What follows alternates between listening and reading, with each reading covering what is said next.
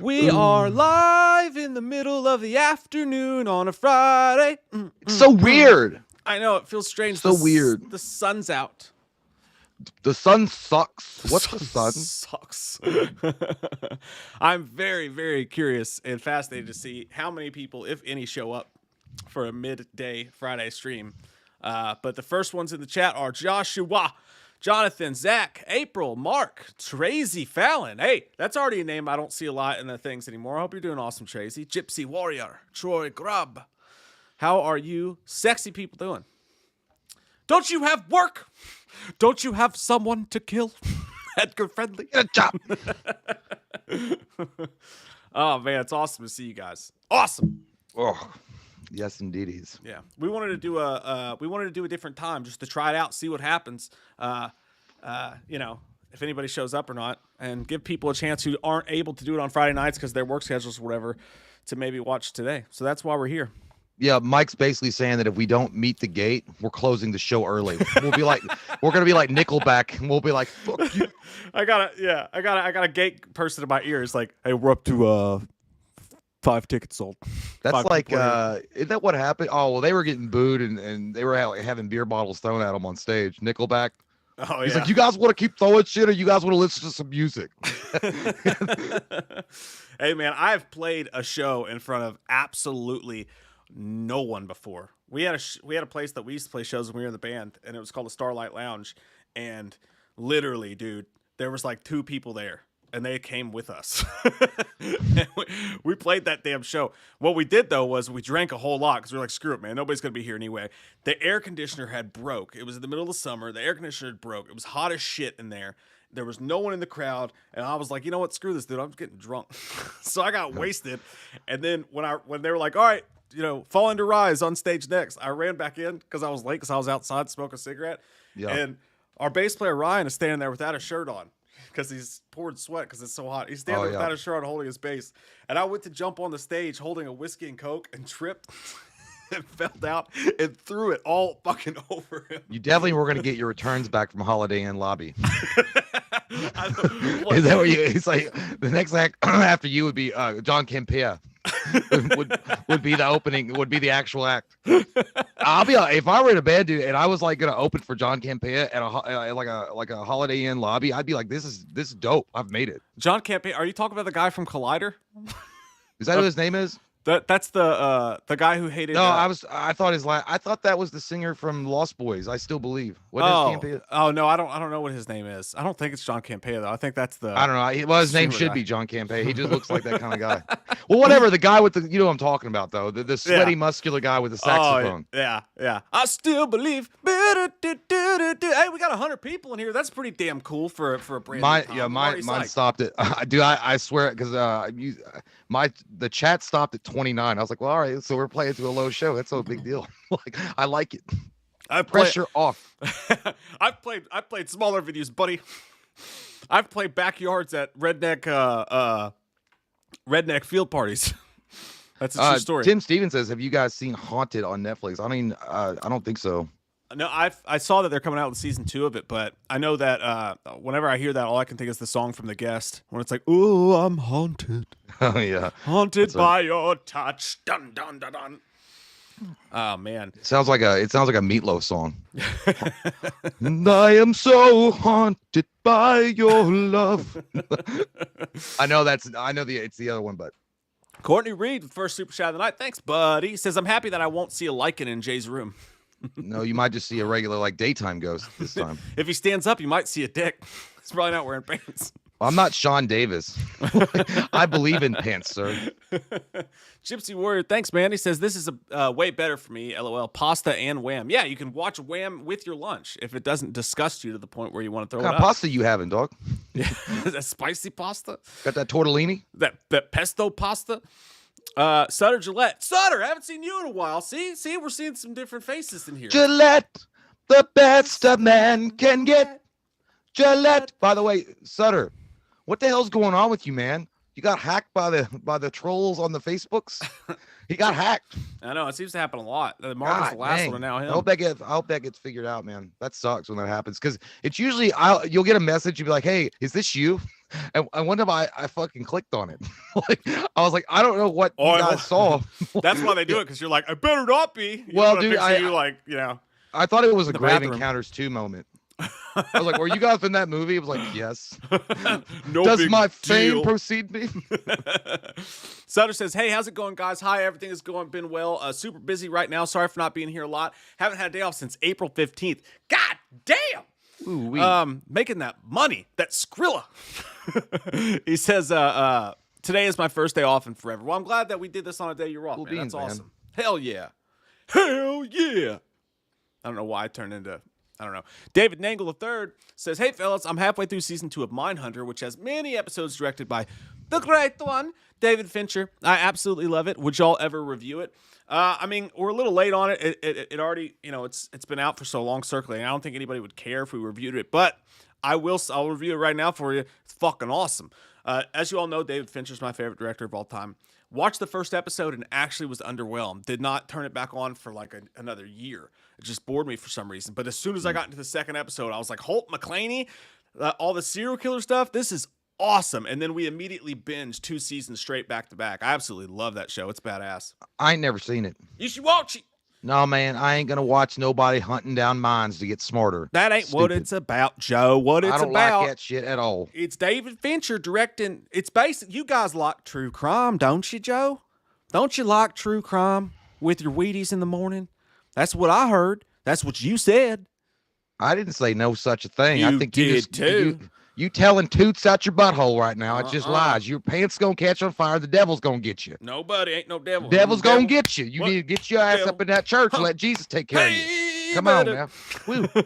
I almost said back. By the way, those are weird when we go into those moments of like redneckness, because if we do it too long, it literally takes a day or two to get completely out of Yeah, it. you can't lose. Because you'll catch yourself doing it, man. You'll be playing a video like, what the hell, man? Shit. It's not actually true crime, but what they do is this FBI pair went, and Holt McClaney from Lights Out's one of them, badass, underrated actor.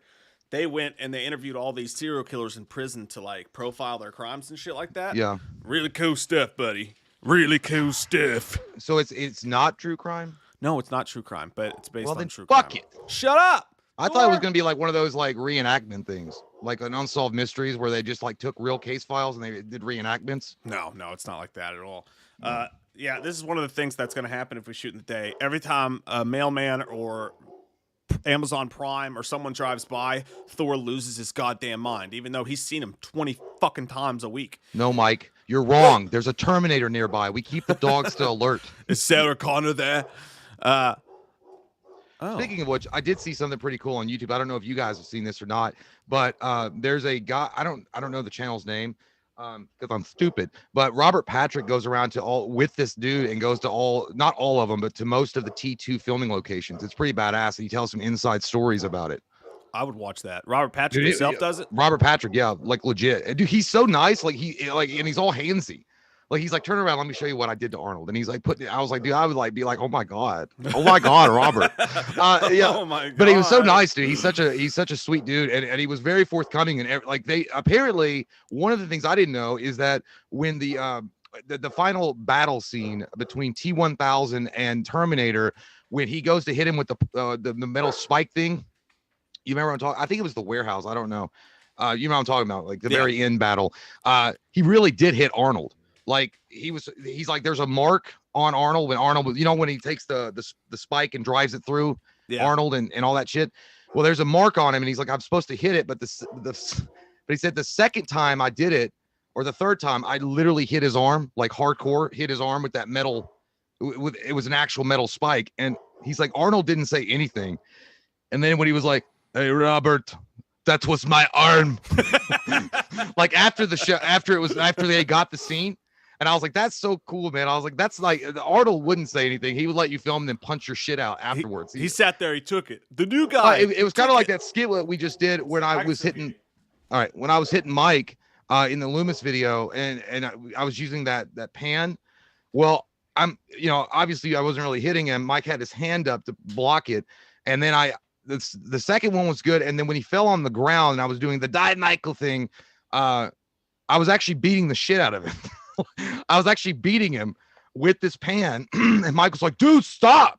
He's like, you're not supposed to actually hit me. You're supposed to hit the ground. I was like, I don't know, man. It got me. The devil got me. You hit me. It's funny because the headshot, and even when I showed it to Memphis, she was like, that headshot when I was down on the counter and you got me right on top of the head. Even Memphis was like, oh, God. And I was like, I didn't even feel that one. Yeah. What I felt was right afterwards when I was laying on the ground and Jay hit me in the back of the fucking kidney. I was slamming down with full force. I couldn't stop myself. But then I was like, well, I was going for it because I was like, it probably doesn't hurt because it's just a baking pan. Yeah. But I guess it was really, maybe I was getting the edge to it. It's a thick baking pan, dude. Hey, whatever, don't lie. We got in an argument a couple weeks ago and Jay was just trying to fucking take out his anger on me is what happened. He got a shot and he took it. I didn't even think about that. That might be true. I was drinking at the time, and it might have been a subconscious effort to relieve myself of this rage. But no, the weird thing is we sold that shit really well because I know that second one that I hit you with that looked good as hell. Like that looked like some ECW shit. I know. I was surprised there wasn't more comments about it, man, because I think those are the 3 cleanest shots that we've ever got with a baking pan and or steel chair, which there's been a lot of them. I did see somebody in the comments that said it's really Loomis must be losing his mind because he used Famous Amos or whatever that cookie. Is that what it's called? Was it Famous Amos cookies? Yeah. Well, Famous Amos. And I was like, well, we didn't have any fucking real cookies. Like we're not gonna waste cookies like real cookies and put them on a baking pan. Oh, it's funny because my plan was to go out that day and buy cookies and like cook them and have them ready. But then right before we filmed, I went, oh fuck, I forgot the cookies. But then I remembered that I just bought. Well, then again, best cookies, by the way. Famous Amos cookies are the best cookies. No doubt. We did. I mean, it's not like nobody ate them, so we didn't waste food. I ate them off the fucking floor. Yeah, it's like because if you actually used real cookies and we threw it up in the air, some people are like, there are people dying. You stupid fat assholes are just wasting food. I'm like, actually, no. Luckily, we ate those off the floor because we don't have a lot of money, so nothing goes to waste around here. No, sir, it does not. That's funny too. We don't get a lot of those comments, but I've seen on other people's channels, like anything they do, they're like, you didn't recycle that cup, piece of shit. You're canceled. Oh yeah, we would have got canceled for sure. So those were real cookies. You bought paper plates? Even though Famous Amos, it's weird because Famous Amos, I guess they're still popular. I don't know. I didn't even think they were super popular. It's not like we use like nobody Chips talks Ahoy. about them, but they're delicious. They're the best cookies on the market today. Jason Dyer says, so weird listening, watching you guys sober. Hey, who said we're sober? I did like a whole 8-ball this morning. I don't know what you're talking about, sir. I'm literally intravenously shot up like beer into my arms. I was literally completely sober to the last stream. Jason. Love your faces. Let the day drinking begin. Damn, I'm at work. That sucks. Hey, it's a pretty there's nothing. I love day drinking. I think day drinking is I think it's more like it's better for me to do day drinking than it is night drinking. Because night drinking, you have nightmares, you have a hard time sleeping, you pee the bed. But at least in day drinking, you just like you can get pee the bed, but it's daytime. Yeah, you can take a little nap or you pass out on the floor or something in the daytime watching like Days of Our Lives, I don't know, and then wake up with anyway, I mean, I just like day drinking better. Mike and I used to go to Applebee's and day drink all the time. That was the best. Well, no, it wasn't really the best. I mean, it was cool to have company, but it's like always old men with like checkered shirts on and cowboy hats tilted to the side, and you got Travis Tritt playing on the jukebox. Yeah, we used to. And that's all you got. It's just depressing. When I worked third shift, we would meet at like 9 a.m. We would film a bunch of shit, and then about 1 p.m., Jay and I would just go out and hit up a couple of retail establishment bars with the old dudes, the old drunks. There's nothing. It really makes you look at your life through a magnifying glass when you go to the neighborhood bar and grill, and you sit there and look around. You're like, God damn, this could be my life in 40 years. Like all these poor assholes like drinking by themselves in the middle of the day. And it was the worst too because you had to go. Like if it was 11 when they just started serving alcohol, and you walk in, people are like, Jesus Christ, you guys have got a problem and you're young. I'm surprised they didn't slide us one of those like pamphlets that say seek help and get Jesus. Put that damn beer down, boy. Anthony Stamp says, just dropping in to let you know I won't make it to next week's stream because it's my brother and cousin's graduation, but I still love you guys and I'll be here Wednesday. Hey, thanks, cool. Anthony. Appreciate that, man. Hey, go to that graduation. It's graduation time. When I graduate, Third Eye Blind. It's a not popular Third Eye Blind song, but it's a good one. Love you, Anthony. Thanks, buddy. Thanks, man. And everybody listen to Graduate by Third Eye Blind. It's a good one. I thought you were going to say, I thought you like, listen to Graduate by Vitamin C. I was like, that shit's depressing as fuck. God, I don't want to do that at all. Patricia, as we go by, we rip out. Oh, fuck. Patricia Gregory says, God damn you, Michael. Much love to Mike and Jay. Much love to you, Patricia. Hey, thank you so much. So much for your nice words and sweet things you say. Jamie Watman says, normally I have to wake up at 1 a.m. to watch you guys in the UK, so thank you for the earlier stream. Okay. That Nice. was the idea, like test it, see who fucking shows up, see who fucking normally can't show up, that does show up, and 172 people in here right now. Give yourself Not bad. Not bad at all. You know what it is? You know why? It's because I am Wild Stallions. I am Wild Stallions. Sutter says it doesn't stop the fucking internet from taking a dump even in the daytime. It's true. Yeah, I gotta say this looks like you messaged and he says, hey, this looks like you messaged and stupidly clicked on it and got hacked. Had to redo all my info and log out and said someone from Singapore was logged into my account. Then people in Singapore will get you. They are good hackers. Are you saying Singapore? Singapore. Is it Singapore? Singapore. That's it's spelled Singapore, but you say Jesus it's Christ. Singapore. The way you're saying it though is like that's the country where they invented signatures. The signature. No, you say Singapore. You don't say Singapore. I say Singapore. Do you say Singapore really? Yeah, because I sing it and I say it. Okay, chat. I'm honestly now you have me worried that I've been saying it wrong all these Singapore. years. I've always thought it was Singapore. No, it's Singapore. Singapore. Well, now you got me saying it wrong. That sounds terrible. That sounds like a boogie board that nobody bought in the 90s. Tell us who's. I love boogie boards. Someone tell us. I don't know. But yeah, I don't know either. Suck, I'm not from there, so I have no idea. But that sucks. I did click that, but I didn't get hacked. As soon as I did it, I ran They're gonna get in our fucking antivirus. YouTube channel and everything. We're done. What is it? They're gonna get in our YouTube channel now and everything. You're like, hey, I didn't get hacked, and then 2 weeks later, like you turn on, we watched the movie and it's just gay porn. That's probably that probably increased our numbers. Might need more subscribers. It would, hopefully, maybe we should say thank you. Austin said you guys should have Malika Cod on the show sometime, dude. We would probably Who? Malika Cod. Oh shit, dude, that'd be awesome. We would do horrible things to someone to have Malek on the show. He doesn't do anything like that, so that would be amazing. Also, wish me luck on my date tomorrow. We're throwing axes and singing karaoke. That's a fucking win. Sweet, dude. That's a good day. Hey, buddy, if you can't close the deal with throwing axes and karaoke, you're doing it wrong. I mean, yeah, it's like it goes. Hey, by the way, I think we should do karaoke first because I'm gonna sing a little song called Thunderstruck, and then I'm gonna throw some fucking axes afterwards. You know I'm badass, right? It's like, yeah, and you're carrying around a motorcycle helmet, but you don't own a bike. I don't need to. Yeah, but yeah, dude, that sounds like a good date. Sounds like a great date, Austin. Good luck, man. Let us know how it goes. Mine's usually the 1-2 punch. Cool It's Old Chicago, which is a restaurant around here, an Italian restaurant. Italiano. They got those everywhere. I think that's like a franchise. Okay, I'll get an Old Chicago.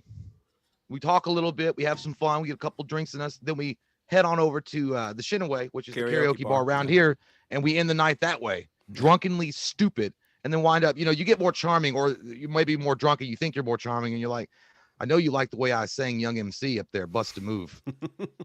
Give me some sugar. Latrell 316 says, been a lame day at work. Glad to see you guys during my last hour. Hey, it's almost over, and for a lot of people, the weekend's on its way. So bright skies are above us all, and may they shower Kendrick Lamar is upon going to us. be here. Oh my God, what? I hope so. I like him, dude. I like that music. The Weeknd's some good shit. Is it Kendrick? No, that's not Kendrick Lamar. Kendrick Lamar's a rapper. Well, Kendrick Lamar, he, unknowingly, most people don't know this. In the 80s, he did do some work with The Weeknd.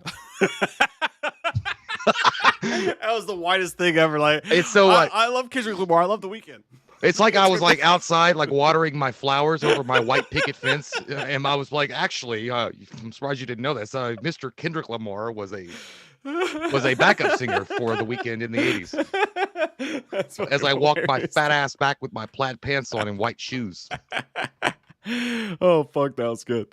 Joe Maderos, thanks, buddy. He says, hey, Mike and Jay, watch Those Who Wish Me Dead, and it was one hell of an awesome flick. I heard that. Dude, the trailers look good. I don't like Angelina Jolie. I don't like what she did to Brad, but the trailers did look really good. Yeah, I'm not sure on that one. I might watch it, but it'll be just a random click. I don't know. I didn't even watch Salt. Wasn't she in Salt? Wasn't that like a? Yeah, I didn't care either. Yeah, didn't watch it.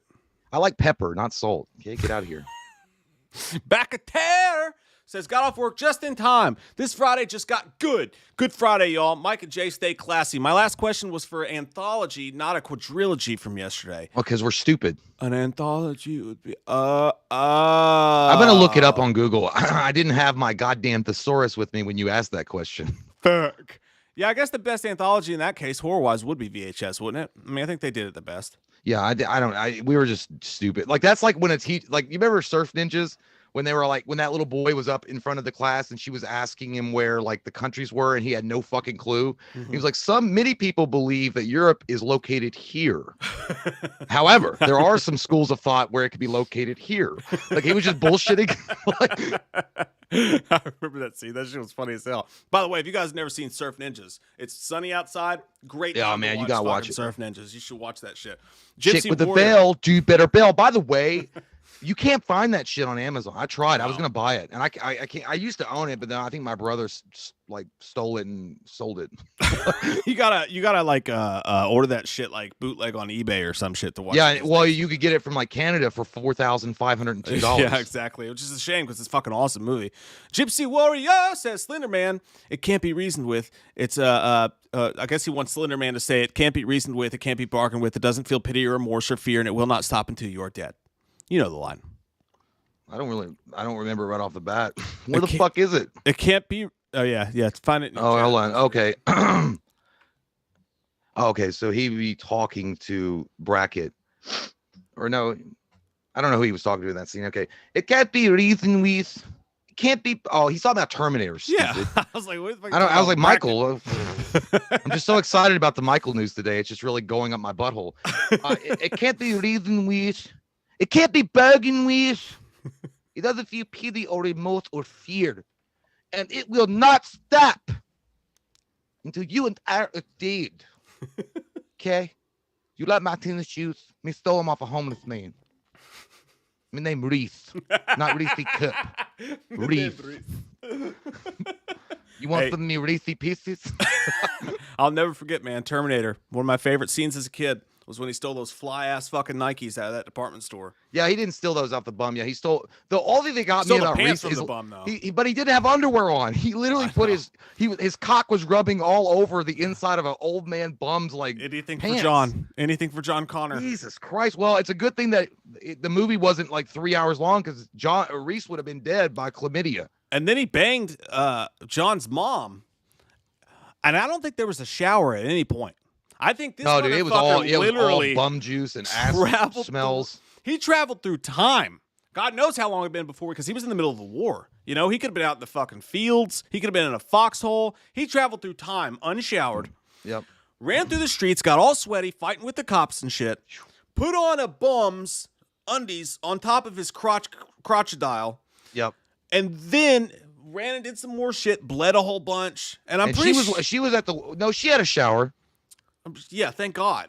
Yeah, but it's got to be bad when he took his pants off and just this whiff of like straight ass. Oh Lord, hit her right in the face. And that's the worst, by the way, when you're like really horny and you're ready to go, and then somebody takes the drawers off and it smells like fucking death. And you're like, Jesus, and you got to be like, under the covers and the covers lid and push the air out. And you're like, when you get some of that butt wind, it's over.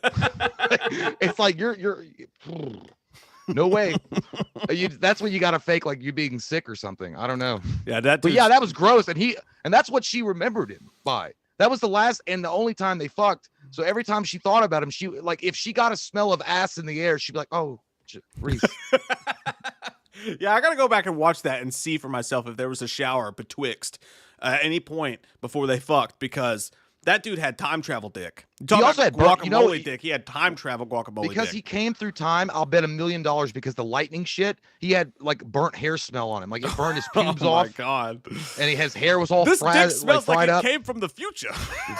Because I could bet he was like touching him like his wiener and doing like this. And goes, my dick smells like guacamole. Got that Neil deGrasse Tyson my dick. It smells like guacamole. I never thought about that shit before. That's wild.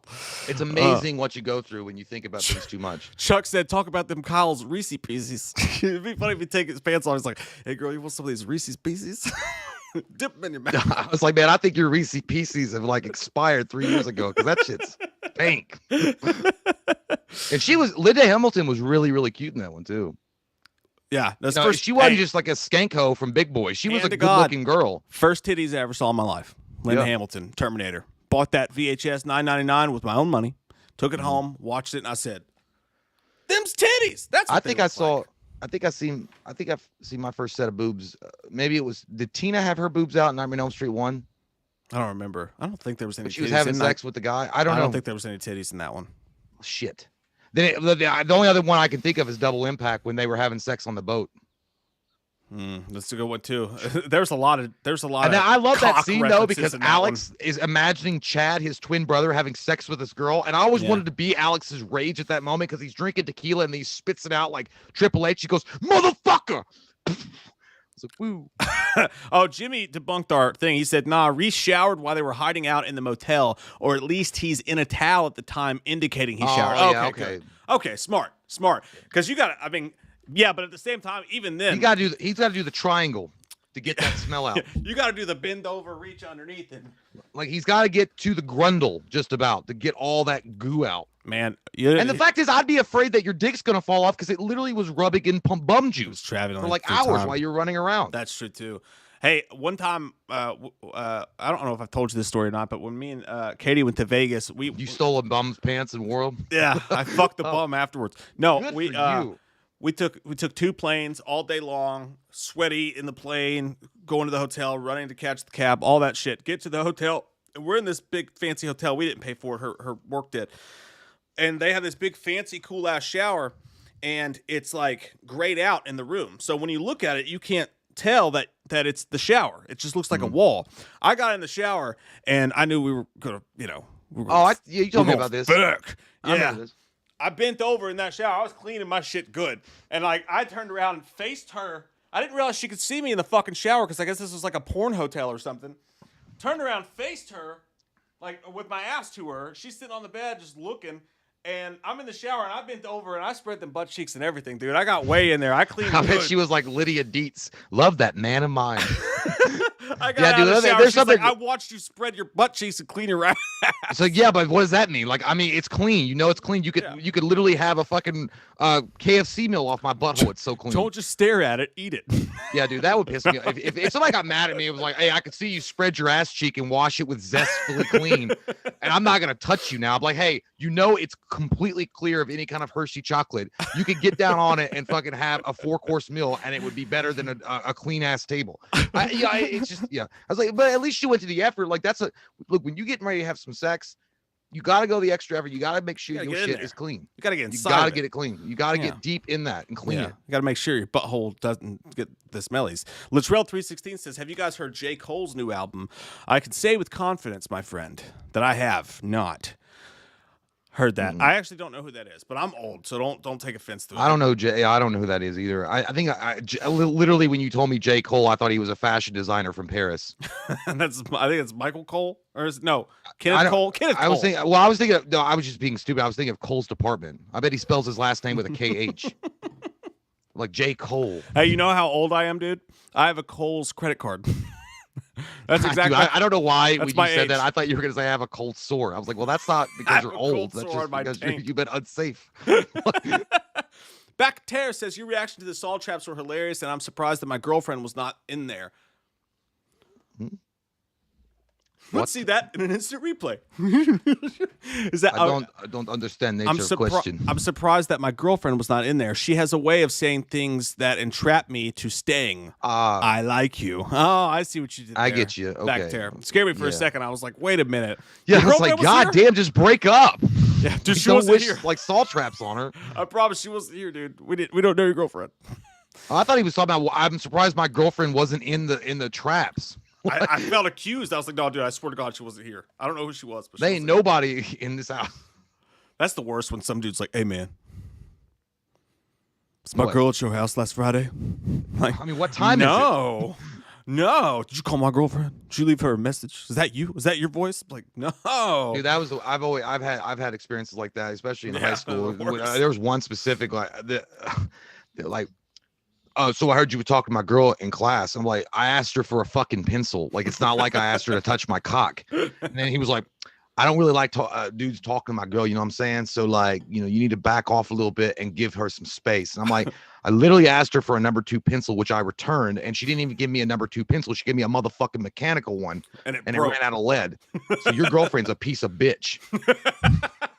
I That's what I was thinking. I didn't say it because this guy was like apparently expelled from his last school for like bringing chains and shit in his backpack. Was it Heath Ledger from 10 No, it was Things I Hate Clayton. About You? It was that guy Clayton or Clay or something. I mean, he talked like that. I was It's like, always whatever. a And dude, Clay. it was like he tried to make it like a whole mafia scene. He's like, yo, Clay wants to talk to you in Hall R between the staircases. And I went and I was like, I thought I was gonna get fucking whacked like Joe Pesci, dude. I walked in, there was like 2 guys with him. They're all like hanging out, looking around and shit. I'm like, I had a dude corner me in a bathroom with like 10 of his friends around, holding a letter that I allegedly wrote his girlfriend. I bet you did write it, you asshole. Yeah, I wrote it. I bet you did. I can recognize your shitty handwriting. I'm like, I fucking wrote the shit out of that shit. That was a bad day. That was awkward. Dirk Jason Hall says, "What is your favorite giallo horror?" Giallo. Giallo? Giallo. Honestly, dude, I'm not very well versed in giallo in the old Italian. Don't cry in front of the Mexicans. I'm not very well versed in the old school horrors, but I know that we reviewed one. Was it City of the Dead? That was just fucking gnarls, Barkley, where like the dude was like just dropping raw chicken breast out of his mouth when he was getting stabbed. What was that gross. one we watched in the movie theater where the dude's riding on a fucking motorcycle with a chainsaw, just taking people out left and right? That was a cool one. I don't know. We watched them and I have no idea. I couldn't tell you. I can't answer that question. I'm not going to even try. It runs together. It all runs together, dude. Yeah. I'm sorry for that poor answer, Dirk. Love you, buddy. Edward Santiago says, "I gotta get back to work, you fucking dicks." Gentle wham, fam. But remember, never go back to front. Never. Hey, Mike, AJ. Yeah, because you get poop particles in your hoo-ha if you do that. I learned that when I had kids. When you wipe your kids' butts, you gotta go front to back. Yeah. Did you not know that? Well, not before I had kids. I never wiped someone's ass before. Did you stand up and just like wipe your asshole? He's like, no, wipe the toilet paper. I wiped to the back, but if you're wiping for someone else, I don't know. I mean, as you get older, you learn a good technique. Yeah. You do the swirl to get all of it. You get up in there and you do the swirl. Anyway, we could go on and on about asshole wiping techniques. Yeah. Landon Sin says, thoughts on, and thank you, Landon. Thoughts on the new Halloween Kills image released by Empire Day. Love the channel. Keep pounding. Landon, we will get into that. We're gonna pick it apart like it was our bitch here in a few minutes. We'll get deep into that, I promise. That's one of the main topics today. Joe Medeiros, have you guys watched the Creep Show series on Shudder? I watched the first episode and I didn't continue watching it, not because it sucked, just because I continued living my life. I do want to get back and watch it at some point. I'm sure that I will. I haven't watched it at all. Every time I hear Creep Show, I just think of the classic movie. So I don't really think of anything else. I mean, it's cool that they're bringing it back, but I just think that's the only Creep Show I know and I love. Yeah, I liked it. It was good. It was well done. I just never finished it for one reason or another. But fuck it. Let's what do you want to do? We'll save Spiral for last because I know some people, even though it's going to be a spoiler-free review, don't want to hear about it at all before they see it and haven't seen it yet. So we'll save Spiral for last. But you want to just go ahead and talk about Halloween Kills? Yeah. Do you want to? I heard it's going to have Michael Myers in it. Is that what you want? Yeah, I heard it's going to have Michael Myers in it. I heard it will too. And again, Jamie Lee Curtis may appear, but we don't know yet. Yeah, we don't know for sure. And there might be deaths. People could die. But according to other YouTubers, I don't know why we're even discussing it, Mike, because the trailer won't drop, according to sources, other YouTubers. That's on July. I mean, why are we discussing it? We all know YouTubers are there's people out there like literally. I guess they fucking are on like speed dial with David Gordon Green, and they know that shit. Yeah, well they know what's going on. They know what's going on. So I mean, why are we discussing? Hopefully, one of the other Halloween channels that has been around for way longer than us. There are none. Can tell us when the trailer will come. Yeah, these motherfuckers have like access to dark magic and an 8-ball, and I'm not talking about a fucking drug. We're just fucking joking, guys. We're fucking around. No. So they released the image. By the way, I tried to get Chris on the show today. I fucked with him. I texted too early. Chris, yeah, I texted Chris Nelson at like 11 o'clock today here, and I was like, "Hey man, that fucking mask looks dope as shit, yo." I was like, "You want to come on the show today?" He was like, I can't. I mean, if you're gonna come, you sound like a fucking bully in Philly. I didn't say it like that. Like in fucking Fresh Prince of Bel-Air. He's on a set today, but hopefully we'll have Chris on soon to talk about it. I just thought that would be cool. I was like, I know this is random as fuck. You back like I'm fucking working, asshole. Well, I didn't think about it because I texted him and I was like, oh fuck, he's on Pacific time. So I texted his ass at like 7:45 this morning his time, and I was like, oh shit, I'm sorry. Damn, dude. He's a nice guy though. He didn't say anything. He's a sweet son of a bitch. That Chris Nelson. But anyways. let's take a look at this together. Okay. And let's see how we feel about getting naked in the woods with Michael fucking Myers. Look at that guy. Dude. I mean, Still waiting. What? You came in here, you're fired. No, I quit. No, you walked in here, you're fired. How badass is this right here, you guys? This is the image released today by Empire, and it's the best look we've gotten at the mask so far. His shit is burnt the fuck up. He's crispy potato. Soul to soul, fire to fire. That's a man's always desire. Michael is a beautiful thing. Woo. Yeah. I'm glad they went with the burnt, though. Yeah, dude. Like, I mean, they really crispy the shit out of him. I like it. Dude, so what I'm thinking is... He looks like a bagel. Like, he's all crispy on one side, and then it's all, it's like you burnt that shit too long. Motherfucker got an everything bagel. But no, it's perfect. It's exactly like, I mean, and this is why Christopher Nelson is Academy Award-winning Christopher Nelson, right? Because when we imagine what the Halloween Kills mask would look like, it's like, oh shit, though. He got burnt in that fire. So half of his mask, in my head, I imagine, was crispy as shit. And I hope that it got, like, burnt, because that's rubber latex. If that shit burns, it's burning into your fucking skin, right? Yeah. It's burning inside of your skin. And you know that shit got in there a little bit, and he had to fucking separate it from his skin. And you know what that was like? Pulling fucking melted. It's like that Chester Bennington death scene in Saw when his back was glued to the seat and he had to stretch it out. You know how bad that shit hurt? Yeah, I'm really happy with it, man, and I'm glad that it's got the burnt marks on it. I'm glad. I mean, he's seen some shit, Zed. Like, that guy's gone through it. I like it. I like the battle damage look of Michael. I wonder how worse it's going to get by Halloween Ends. Like, if more damage gets done to it. I just don't want it to peel off. And you see that I'm glad they didn't go that route. With Rob Zombie, where it's like literally the fucking walking around. He looks like the goddamn Phantasm guy. Not Phantasm, but what is it? Phantom of the Opera. Yeah. Half of his face is covered and the rest of it just like Hobo Jim walking around with a fucking... So I'm glad they didn't go that route, but I do like this version better. Honestly, I kind of dig this mask a little bit more than the OG 2018 one. Yeah, I mean, and dude, look at that lip. I just now noticed this. I don't know why, because I stared at it and jerked off a little bit earlier, but like, if you're staring at it and you're looking, look at that lip, dude. The fucking lip actually dips down on the burnt side into a fucking burnt frown. That is sick as shit. Zach Simmons saying it correct. Looks like a horror album cover. You're goddamn right. Molly Hatchet's playing on it. Megadeth. Or Megadeth, yeah. Megadeth, Michael. Like, he looks good. It's interesting, though, if you look at the burn scorching marks, I wonder if it was designed that it's going to be on the left side of the face. So you wonder why it's only really the massive damage is on the left side and not as much as on the right side. Probably because he fell down and like slept on it. Or like when he ran through the brick wall, it like scorched the shit out of his face like Two-Face. He's like, fuck! He just turned his head. It's like, here we go! Yeah. Like ran sideways. I can take it. Look it down. But yeah, dude, like, I can't wait to talk to him and figure out how he did that. Like, did he burn it? What did he do to make that fucking badass aesthetic look? The neck is super fucking crispy. So I imagine the body got really fucking burnt then, right? Because most of the damage comes from the neck area here. And then as it goes up, the left side of the face was saved a little bit. And then you can see on his shoulder here, now that does look mostly like blood on his shoulder, like splattered on his shoulder, but it also looks, it's almost the same kind of crispy, crunchy peanut butter. Yeah, crispy, crunchy peanut butter aesthetic as the mask. So I wonder if that blood that was already there maybe got burnt in. I'm probably just looking too far into it. I'm thinking that's either dried blood or that is actually burn marks on the actual jumpsuit as well, where it's been scorched. Yeah. Along with it, because if you took a blowtorch and did that, I mean, maybe you get the same result, especially if it was caked on blood. Yeah. Dude, what if it's like his juiciness from his face that's melted down on his fucking arm? I like that.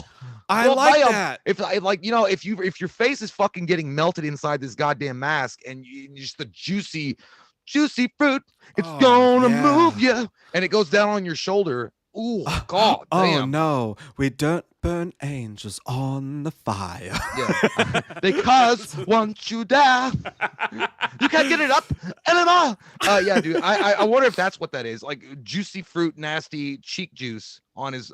Obviously it's blood, but that's fucking cool. That's a good idea, dude. I love that. What I'm still hoping for, and I've said this since the beginning, since before we ever saw a single frame of footage, is that I'm really hoping we get a T2 scene or Terminator scene. You know, in Terminator when Arnold Schwarzenegger goes in the bathroom and he's like all fucked up and he has to pull his eye out. Oh yeah, that was fucking nasty. I want so badly, or Anton Chigurh in No Country for Old Men when he has to like fucking storm into the Rite Aid and get all those equipments and go fix this shit up. I hope we see a scene where Michael goes into the bathroom. And if you look in that original behind the scenes footage, we saw Michael walking into a bathroom.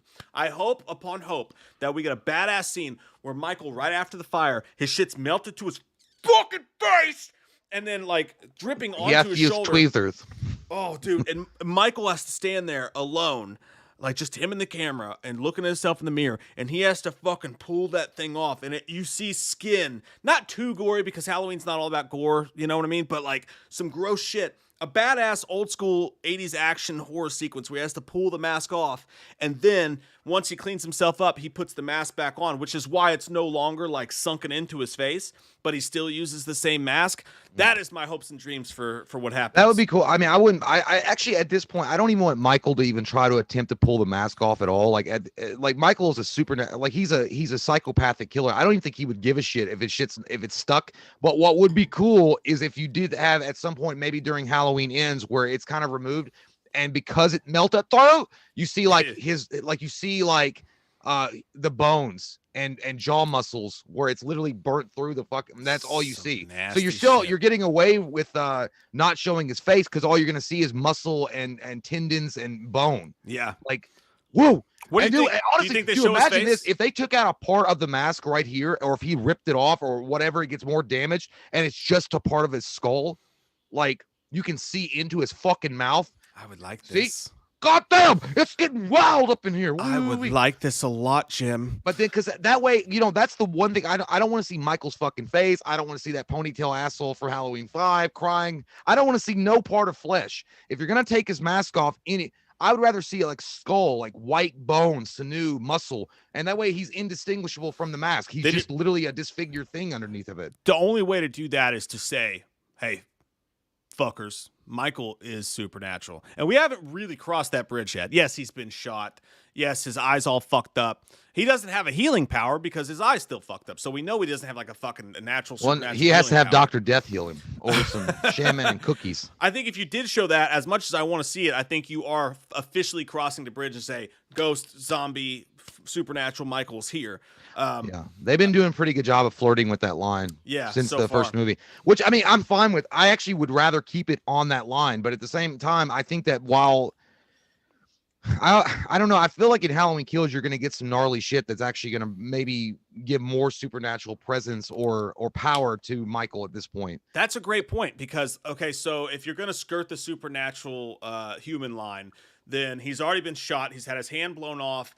He was obviously stabbed in the eye all these years ago, and everything he went through originally, getting shot 6 times and all that. Technically, a human could survive it. You hear crazy stories all the time about people surviving the most vicious of attacks, getting shot in the head and everything fucking else. But with what he's already been through, and as brutal as Halloween Kills is supposed to be, that's a really good point, dude. What he goes through in Halloween Kills, Tommy. It's the only kind I have. You know Tommy's going to hit him with that fucking bat, dude. You know what I mean? You know Tommy's going to fucking take that bat to him. You know Michael's going to go through some shit in Halloween Kills, as brutal as it's supposed to be. I feel like by the end of Halloween Kills, we might have an official answer. Michael Myers is supernatural again. Yeah. We'll see, man. I don't know. I hope it is. I hope they cross that line. I really do. I like Supernatural Michael. I've always liked Supernatural Michael. It's fine if you want to walk the line or if you even want to make him human. But I don't feel like that's Michael. I feel like that's why Michael's so special, is the fact that Michael is a creature that exists between both worlds. I mean, Jason's flat out fucking supernatural. I mean, there's no, I mean, unless you're going to go by the remake, he's flat out supernatural.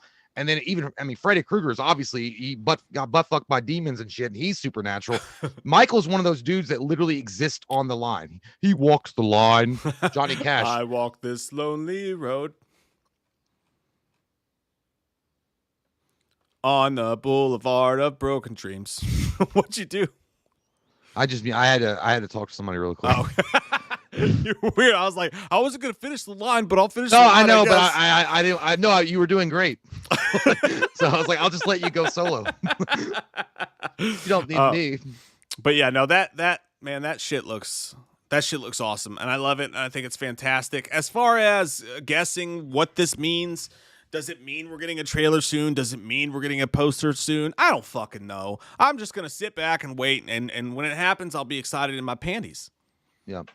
You know, I'm just happy to get a good look at the mask. That was you guys. I saw that on my camera, so that was just April. That was leaving for a second. So I had the Michael thing up, so I'm pretty sure they didn't. You're good. It was nothing then. It was just it was a daytime lichen. It was ridiculous. Anyway, yeah, dude, it's gonna be exciting, and I do like his design, and again, Chris Nelson's he's one of the better guys out there that are doing the designs like he's been doing, and I can't wait to see how far. I would love to know his answer, and he'll be like, "No, fuck you, Jay. You're not gonna get these answers." But I'd be like, "What's your plan, or what's the plan for ends?" Because if it's gonna be, like, how much more fucked up is the mask gonna get? Because that's gonna be interesting. Yeah. I think the mask definitely gets more fucked up, and they're going to have to create a whole brand new one, which will be really fucking cool coming around. And they're smart enough, I think, not to show any of his face like Rob Zombie did. I also think that that DG says Michael needs some Neosporin, Polysporin, the cheaper version. He's not really rich. It would be, like, again, I think it would be cool to see Michael go in a bathroom and fix himself up. It adds to that. Okay, he should have died, but he's not completely supernatural because he is fixing his shit up a little bit. That's interesting, and I think that could keep that train of thought. But either way, it's a great looking image. It looks fucking awesome.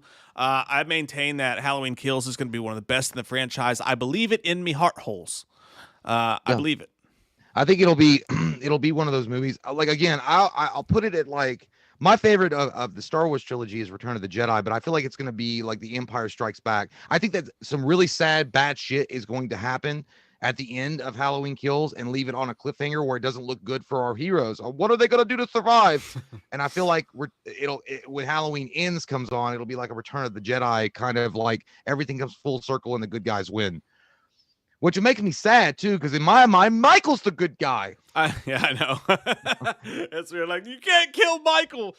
Mustafa Khan said it years ago. You can't kill Michael. You get your fucking hands off him. Jamie. Yeah. Don't you ever touch. Don't you ever touch. We don't do that here. Yeah, we don't do that here. Yeah, dude. Like, I love the Akkads, man, just for that reason. Yeah, absolutely. Man. I mean, I love them for other reasons, but I mean, mainly it's because they were like, you're not going to kill him off. Yeah. So you can take that, shit on it, and then put it back up your butt. Yeah, and even if they do, officially he's not dead because people are going to do their own shit with it in the future. Stutter Gillette says, just curious, how did y'all feel about Falcon and the Winter Soldier? I have still not watched a single frame from that show, my friend. Jay did. I was 2 episodes in, and then I never finished it. Apparently, it's amazing. I definitely want to go back and watch it, but I don't know. Maybe I was 3 episodes in. Baron Zemo was cool. I thought it was cool that they gave him more of a backstory. Like, that guy deserved it. I thought that dude, the actor, is a good actor, and I feel like that's a great character. So I'm glad that he got more background. But yeah, I don't know. But apparently it's amazing. So I'll binge watch it, and then I'll let you know. Yeah. Listen, I may watch it at some point too. I'm sure I will. Maybe the but next. I mean, I've already been spoiled because movie. I've already saw the images of Falcon. So Yeah. I'm like, I already know what he looks like. I already know what's going on. I'm not going to spoil it for you guys, but I'm like, I already know what's going on. I may watch it when the next Marvel movie comes out. I may go back and speed run through it. Melissa Petrina says, hey, Mike and Jay, just showing some love on this fantastic Friday. Thank you, Melissa. Appreciate that. I hope you have an amazing Friday yourself. Hey, you too. And if you are at work, then it's a cool enough job to let you watch YouTube while you're at work. So that's awesome. And enjoy your weekend. Sutter Gillette, thanks, buddy. He says, no wonder Halloween Kills is going to have more vicious, numerous kills. 2018 felt more personal against Laurie. But now after all that pain, he's going to be pissed too. And he's going to take it out on the town. I agree. Yeah. And I think that at this point, he got showed up by Jamie Lee Curtis fucking again. He's like that one bitch that escaped me in 1978. I wasn't even looking for you. I was like, God damn. I mean, can you let me win once? God, sis. Every fucking time I try to do anything, you come and shoot my fingers off.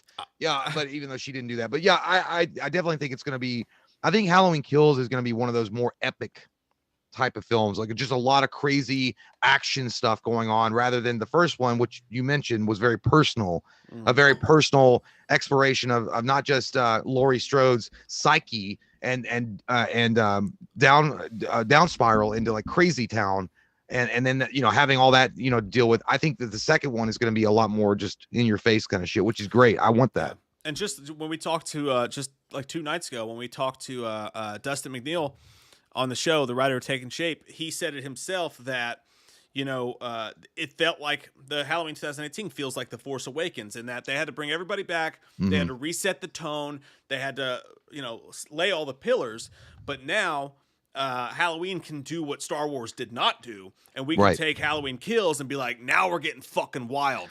Talking Sheriff Patton flooring that fucking SUV into Michael Myers' crazy towns where we're going. Yeah, and Sheriff Patton. Sheriff Patton.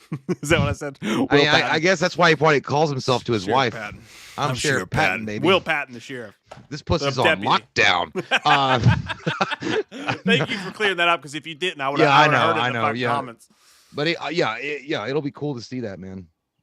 And again, I don't think we're telling stories outside of school about Will Patton.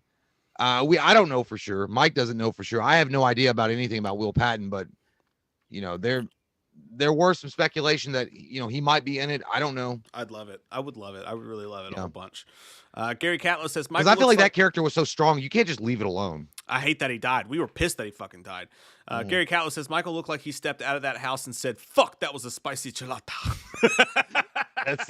Hey man, that's what happens when you go into a Buffalo Wild Wings like spicy wings contest. That's what you look like afterwards. You're like, I got my picture on the wall, but fuck this, I'm gonna be on the toilet for 4 days. That was one spicy meatball. Demos Samolis said, man, beat-up sounds pretty good. I may have made some beat-ups tonight. Demos Samolis says, hey guys, what's your thoughts on Netflix Masters of the Universe? Keep it up, guys. Best channel ever. That's not out yet, is it? Like Kevin Smith. I didn't know it was out. Yeah, I don't think it's out yet. But Kevin Smith, Masters of the Universe, I like it when you squish it together. What I want to happen is I want one scene, okay, where Adam comes with his pink vest and his tight white shirt and his tight white panty pants and his little booties, and he goes, "Fabulous secret powers were revealed to me the day I held aloft my magic sword and said, 'By the power of Grayskull,' and I became He-Man, the most powerful man in the universe." It was when he did this. Ginger became the mighty Battle Cat. All right, guys, we're going to take a quick break, and when we come back, we're going to talk about some other movie news, and at the very end of the show, we will review Spiral, spoiler-free. So hang around. We will talk about really quick. Jimmy Badalewski, Mike and Jay, you need to check out the Jon Stewart Green. Is it on? Okay, it's already okay. Yeah. So it's already there. Stop. We're gonna show it to you, chicken. JT Custom says it comes out in July, Mike. What comes out in July? Oh, Masters of the Universe. I thought you were talking about Halloween Kills. It's like, no, it doesn't. No, it doesn't. It comes out in 2 weeks. You guys are crazy. Wait for the trailer. 2 weeks. Be right back, guys. Hey guys, welcome back to We Watch Movie. I'm Mike. I'm Jay. And we got another unboxing. The unboxings. So much. They just keep coming. Go ahead and chop it, Seabass. Unbox. Okay. Ow, that actually hurt.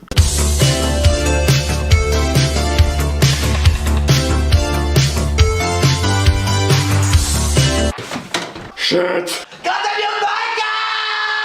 God. Gonna loosen a tooth that way. Shit. What we got here? Oh, got a big old box right here. We've been really late on these guys. Thank you guys for waiting, because COVID and everything, we've been filming separately. We're trying to catch up on the unboxings. We really appreciate it. This one comes from Aaron Lockhart. Good man. There it is. Good man, Aaron Lockhart. Let's see, take that one. So a bunch of, ooh, there's a little scroll in here, Jay. This just feels like a mask that you used to commit your last murder in. I'm not gonna lie, Aaron Eckhart. Dude, this is like a little weird burnt. What's this? I don't like that shit at all. This is creepy, dude. It says, "I want to go home with Jay." Oh. Hey guys, thank you for joining us tonight on We Watched Movie Unboxings. Unfortunately, we've had some setbacks. I want to go home with Jay. That's creepy. I think he means the marijuana. I don't think he means me. What does it mean? Show me. Listen, if you were a serial killer, you're gonna get really bored. Ooh, dude. It's a burnt face fucking Michael, dude. That's fucking amazing. That's sick. Dude, I think this is like the Michael Myers mask that a lot of people felt like the Halloween Kills was gonna be exactly. Oh, dude, that is sick. His hair's so crispy. I like it. It's all it really is. It's crispy on the sides. I think you got crispy and original. Dude, that is sick. I'm gonna show it to the camera. What? Oh God. What you boys? You come around here looking for some Butterfingers or what? It does look like that guy at 3 o'clock in the morning at Speedway. I'm gonna try to get to. Oh man, look at this. Woo! Y'all want some Butterfingers? You ain't getting none. Them's my crispy critters. I'll give you a Kit Kat. Yeah, I've been through some shit in my time, and y'all don't even know nothing about it. Hey, Mike, hold it up there. Hold up. What? Yakety yak! You don't come back. Dude, that is freaky as fucking cool as fucking the same time. I like that a lot. That, you know what? We should use that in a Myers Loomis special. Oh man, that is fucking. I see that Michael discovered Biclitis. He discovered Biclitis. That's cool as fuck. That's awesome, man. And also, praise to you that you put some, to keep the shape. The shape. I kissed it with my mouth. Yeah, you did. Got caution tape.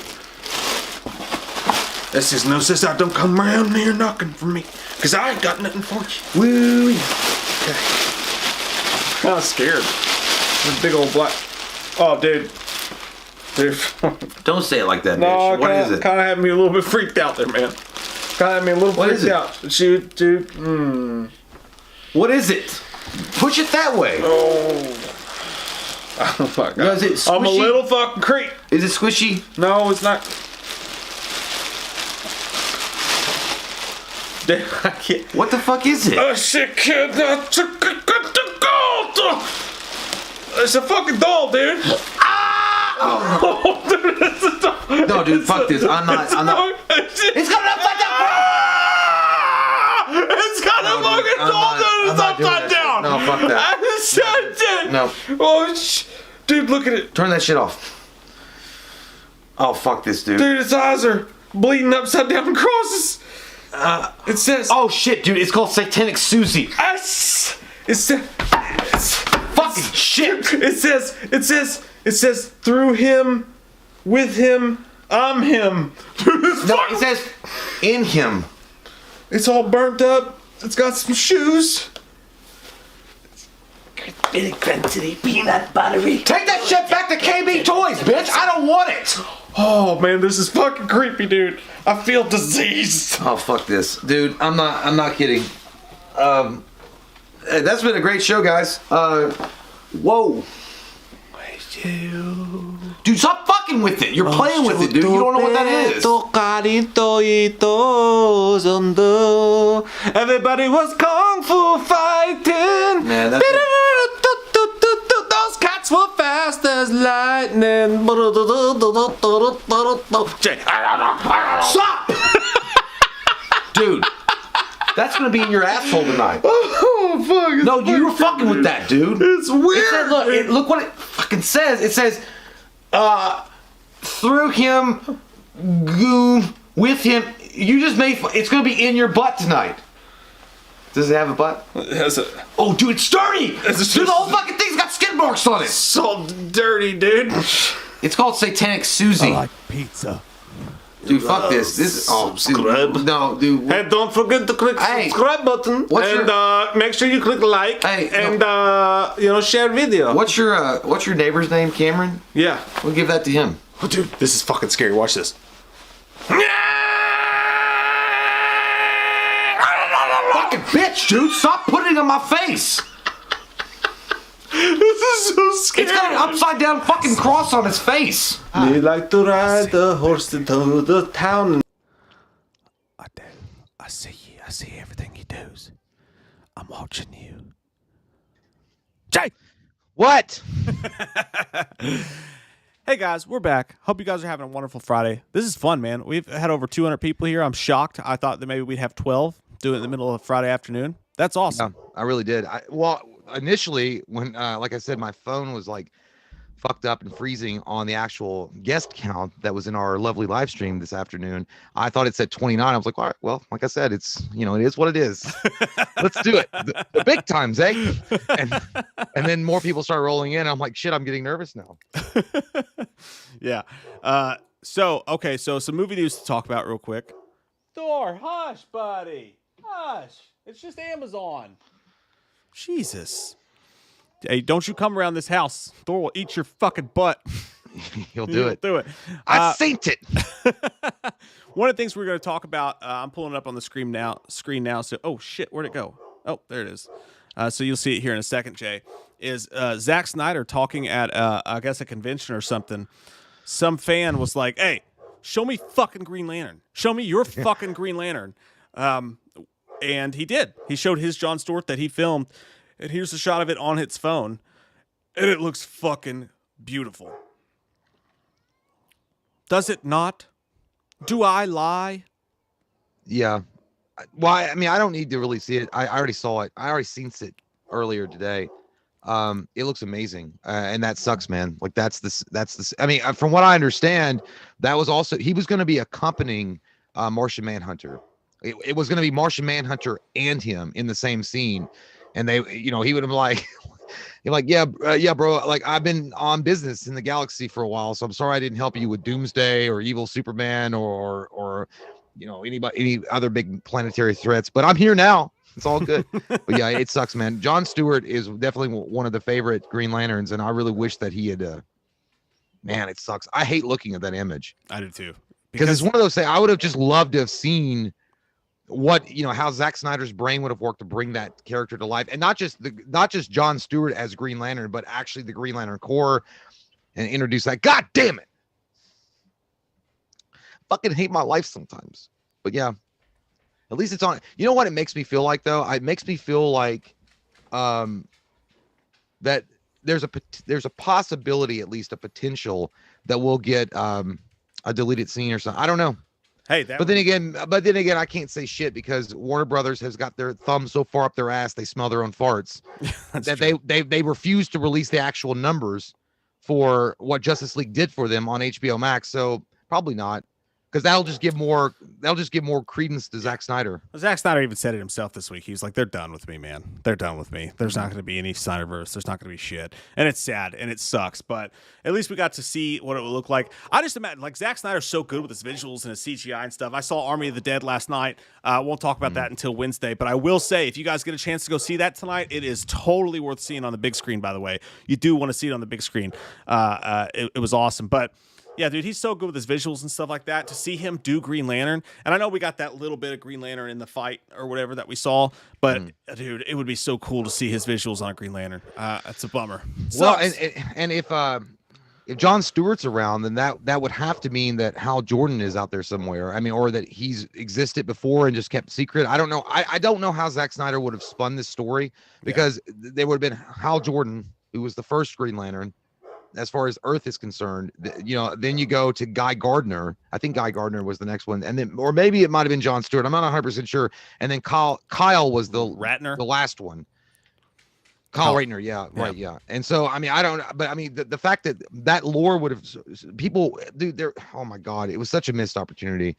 But again, according to Warner Brothers, they're gonna do their own Green Lantern, so they didn't want Zack Snyder spoiling it and actually giving a good Green Lantern. They're like, no, we've got this. We're gonna fuck this up on our own. Thanks, Zack. Yeah, he was like, Warner Brothers did not want me touching that at all.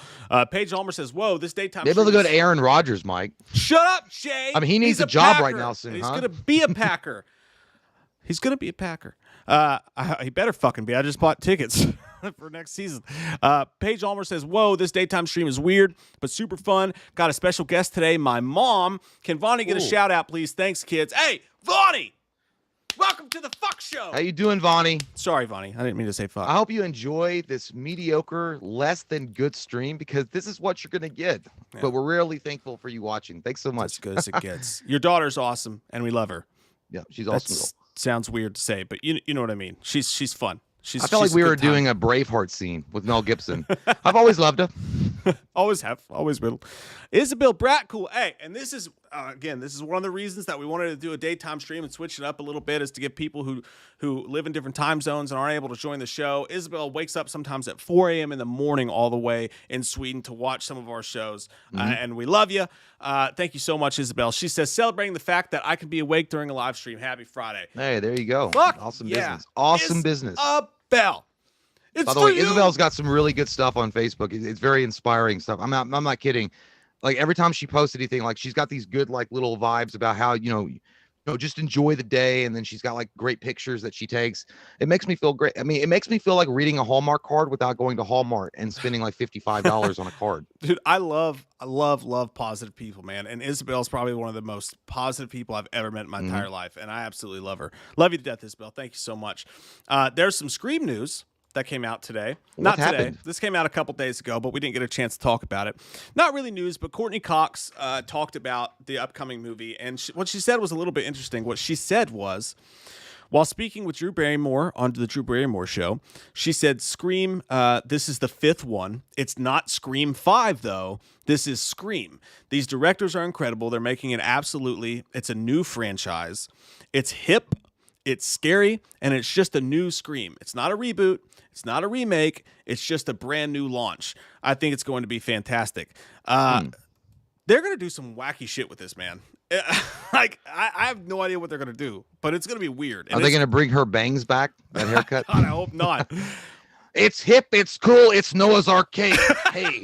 I was trying to think of what I was thinking. That was exactly what I was thinking. Well, I hope it's good, man. I really do. I mean, it's not a secret on here. I'm very skeptical about the new Scream. I don't know. It's going to be interesting to see what they do. As long as they don't rehash the same shit and they try to do something different that's actually cool. I'll be all over it, but I don't know, man. I'm a little nervous. I gotta be honest, because that's an easy movie to fuck up. That's literally the easiest movie to stumble and put your dick in an electrical socket on. I was like, how did that electrical socket come out of the wall? Like, I don't know. It's been there for a long time. Why'd you have your wiener out? I just did. But jump out and grab me. But yeah, dude, it's I hope it's good. Yeah, of course it's going to be hip. But I mean, like the hip thing I saw bothered some people. But I mean, like, Scream's always kind of been that. Like, they've been cutting edge. They've been a little bit, they've tried to be at least ahead of the curve on stuff and try to do things differently. The reason that I'm actually very looking forward to it, I actually think it's going to be really good, is just because of the directors, Radio Silence, the guys that did Ready or Not. And apparently the script is amazing in it, and it brought a bunch of people back who didn't want to do Scream again, and it was so good it brought them back. I actually have high hopes for it, but I do think, dude, that there's no way that this movie can come out and it cannot be polarizing. I think there are going to be people who fucking hate it, and there's going to be people who love it. I'm siding on that more people will love it, but I think it's going to piss people off. If they do some stupid shit like make David Arquette the killer, I'm gonna roll my eyes so hard I'll give Jupiter another moon. Like, it's like I'll be like, dude, anybody could see that coming. The Matthew Lillard angle to me doesn't work at all. I'm sorry. I know that people want Lillard back, and it would be cool as shit to see him. I mean, it really would be, but I mean, it just doesn't work. I mean, the fact is that motherfucker had a giant fucking 1990s tube TV fall on his fucking face that was still plugged in, and his shit was. Hey man, 50 Cent got shot he died 9 times. 50 Cent got shot 9 times. Matthew Lillard can survive a TV. 50 Cent got shot. This motherfucker got electrocuted. Came back. He did the boogaloo on the fucking electric slide. He's not coming back. And plus, his face was crushed in. Hey, Either way, we'll see what happens, man. But if they do some weird, like even the Lillard thing, I'd be like, I don't know. Yeah, I think it's gonna be really hard, dude. It's gonna be a hard move. It's because honestly, to bring it to be like hip, which I don't like that word anyway. It's like, it's hip. You guys don't know. Hey, have you guys ever heard of Backstreet Boys? We're hip. Like, and I'm talking about now. Like, somebody to say that. Like, I just heard Christina Aguilera's Genie in a Bottle. It's as hip as that. Like, no, you shouldn't be talking anymore. But yeah, the hip thing, man, I don't know. Like, I don't want it to be out of its way to be like glorifying the hipster thing. I just fucking make a good movie. I don't know. Could be one of those things that us old folk don't get, but the young folk do get. Could be one of those things. I don't know. Well, this old folk is the one that kept the Scream franchise alive, along with the other old folks. So you better fucking give us the time. I don't know. I think you'll like it. I think everybody's gonna. I have high hopes that it's gonna be good. But I also think that like whatever they're doing, I don't think any of us know. I think that no one has predicted it yet. I mean, as far as Dewey be the killer, is Nev Campbell gonna be the killer? Well, I mean, I'm only looking at the fact they haven't gone that route yet. So to do something like David Arquette, like the most like lovable dude in the entire franchise, Dewey himself, turns out to be the killer. He's just been driven mad by all these copycat killers over and over and over again. And he's so mad that Ready to Rumble didn't do good, and he got kicked out of WCW as not being a good champion. He's like, "Fuck it, I'm done. I'm gonna kill somebody." And then people are like, "Oh no, not Dewey." I could see that. I could see that happening. I could see him acting like, I gotta be the hero cop, and he acts out the murders, and he starts committing murders, and then he's gonna solve them to get with Courtney Cox. Then he's like, Courtney, I don't know, I mean, see some kind of shit like that. I mean, if the Weinsteins or something were handling this, I could see that too. But I honestly think that where they're wanting to push it forward into a new direction, I don't think it's going to be any of the old cast members. I think it's going to be someone new. I think whatever they do, and whether it's good or not, it's not going to be any of the old people. That's just my personal opinion. I have no fucking idea. And it's weird, dude. Like I feel like Scream 1 was amazing. I mean, it was a ground change. It was a groundbreaker. I mean, it was like the Nirvana of its time, I think, in the 90s. And I think that Scream 2 was decent. I feel like after that, the ball kept getting dropped and dropped and dropped, and they were doing their best to keep being relevant. And then they did the MTV series, which was fucking garbage juice. It was bad. And I don't know, man. Like, I just feel like that, in a way, I feel like it ran its course, but we'll see. I mean, I hope it revitalizes itself and it comes back strong. Because we need some good horror movies, man. We need some badass fucking like nostalgia horror movies again. Yeah, I would love to see it be amazing. But we'll see what happens when it comes out. Have you seen the? I just saw here. I'm just scrolling through my Twitter. Darren Boseman. We're about to review Spiral here in a few minutes, if Thor will stop barking. But he said Daryl Boseman, who did Spiral, wants to do a Leprechaun movie. And he said that he would demand that Warwick Davis come back if he was going to do it, which I think is smart. I think he's the best. That's cool. But I mean, dude, if you're going to do it, man, I'm good. Yeah, I'm pretty sure like that's what it's like. I'm good. You just leave that guy in the closet. I'm fine. That's like somebody asking you to, like, hey man, you want to come with me to get your butthole tanned? You want a butthole tan together? Like, yeah, it might feel good, but I'm good. Yeah, let's get it. I don't know, man. That's not my thing. I'm like, oh, what's wrong? Have you never had your ass cheeks spread and let the sun fill you with good energy? Like, I guess I have never done that, and I just don't want to be a part of that. That's something people do, by the way, you guys. That's something people. They really do. Like, this dude literally said, people look at me funny when I lay on a rock and I spread my butt cheeks and let the sun fill me up, even though I'm getting all the healthy benefits. Like, dude, you're literally laying on a rock in the middle of a park, spreading your ass cheeks and letting the sun tan your colon. It's not. That's crazy talk. You're being fucking crazy. That can't Either be way, good at all. But yeah, I'm not. Warwick Davis is awesome, and I hope he gets to come back. And a very underrated actor. So yeah, I mean, fine, like bring him back. I don't know. I mean, I don't know what you do with the Leprechaun series now unless you remake it, but I think it's one of those things that should be I think it should just be left in the 90s. I feel like Leprechaun 1 was it. You make Leprechaun, it was a kind of weird movie. It's out there. You got Jennifer Aniston in it, and move on. And then they were like, "No, we got to make 17 fucking sequels to it." Yeah, and some of them were fun, but I think that they should just be left where they were. Gary Catlow says, I just found these crossovers nearly happen. Michael versus Pinhead, Chucky versus Freddy, Freddy versus Jason versus Ash, Candyman versus Leprechaun, Wishmaster versus Leprechaun, and Supernatural versus Jason. Yeah, we talked to the Taking Shape guy the other night about the specifically the Halloween, the Michael Myers versus Pinhead one, and how basically Trancas, the Cods didn't want to do it because they didn't want to fuck up Michael's lore and his legacy. Yep. And I actually agree with that. As cool as that movie sounds, like, as far as these crossovers go, me and Jay have said it 100 times. I feel like when you have to take a character and versus another horror character, you're basically at the end of your ropes of the franchise. Well, and like he was saying, the author of Taking Shape, he was talking about the fact that, and he's absolutely right. I didn't think of it that way, but he was like, Halloween is the prima donna of the horror franchise. Like, it's like the ultimate. It's like goddamn Madonna in Vogue. You don't fuck with that. And then Hellraiser was going straight to DVD. When they were talking about, so you don't it's like intermingle that shit like skank and good looking thing. You just don't have it happen. And he was like, as a fan, it would be awesome to see, but as a realistically, it would be terrible because at that point you're saying Michael is no better than Pinhead. And I love Pinhead. I love Hellraiser. Hellraiser Inferno went straight to DVD, and that's one of mine's favorite. Yeah. But it's like if you're dancing with a chick and they're having a good time and they look and you think they look like, I don't know, goddamn Katy Perry, and it's all going good, and then they flip the fucking lights on and it's Caitlyn Jenner. You're like, fuck! You have no idea. You just like, I thought it was fucking Katy Perry, and holy shit, what the hell is this going on?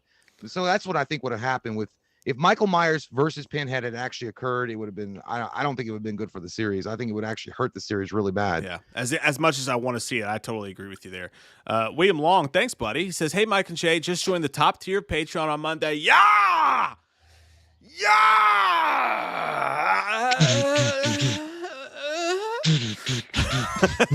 First YouTubers I've ever wanted to support like that. Always feels like I'm chilling with buddies when I tune into your guys' channel. Thanks for everything. Thank you, Will. Thank you for being a Patreon. Thanks so much, man. Thank you for the comment, man. And it feels like that for us too, man. It's fun to tune in and just be able to fucking hang out and talk shit with you fine folks, man. Love you, buddy. Thank you.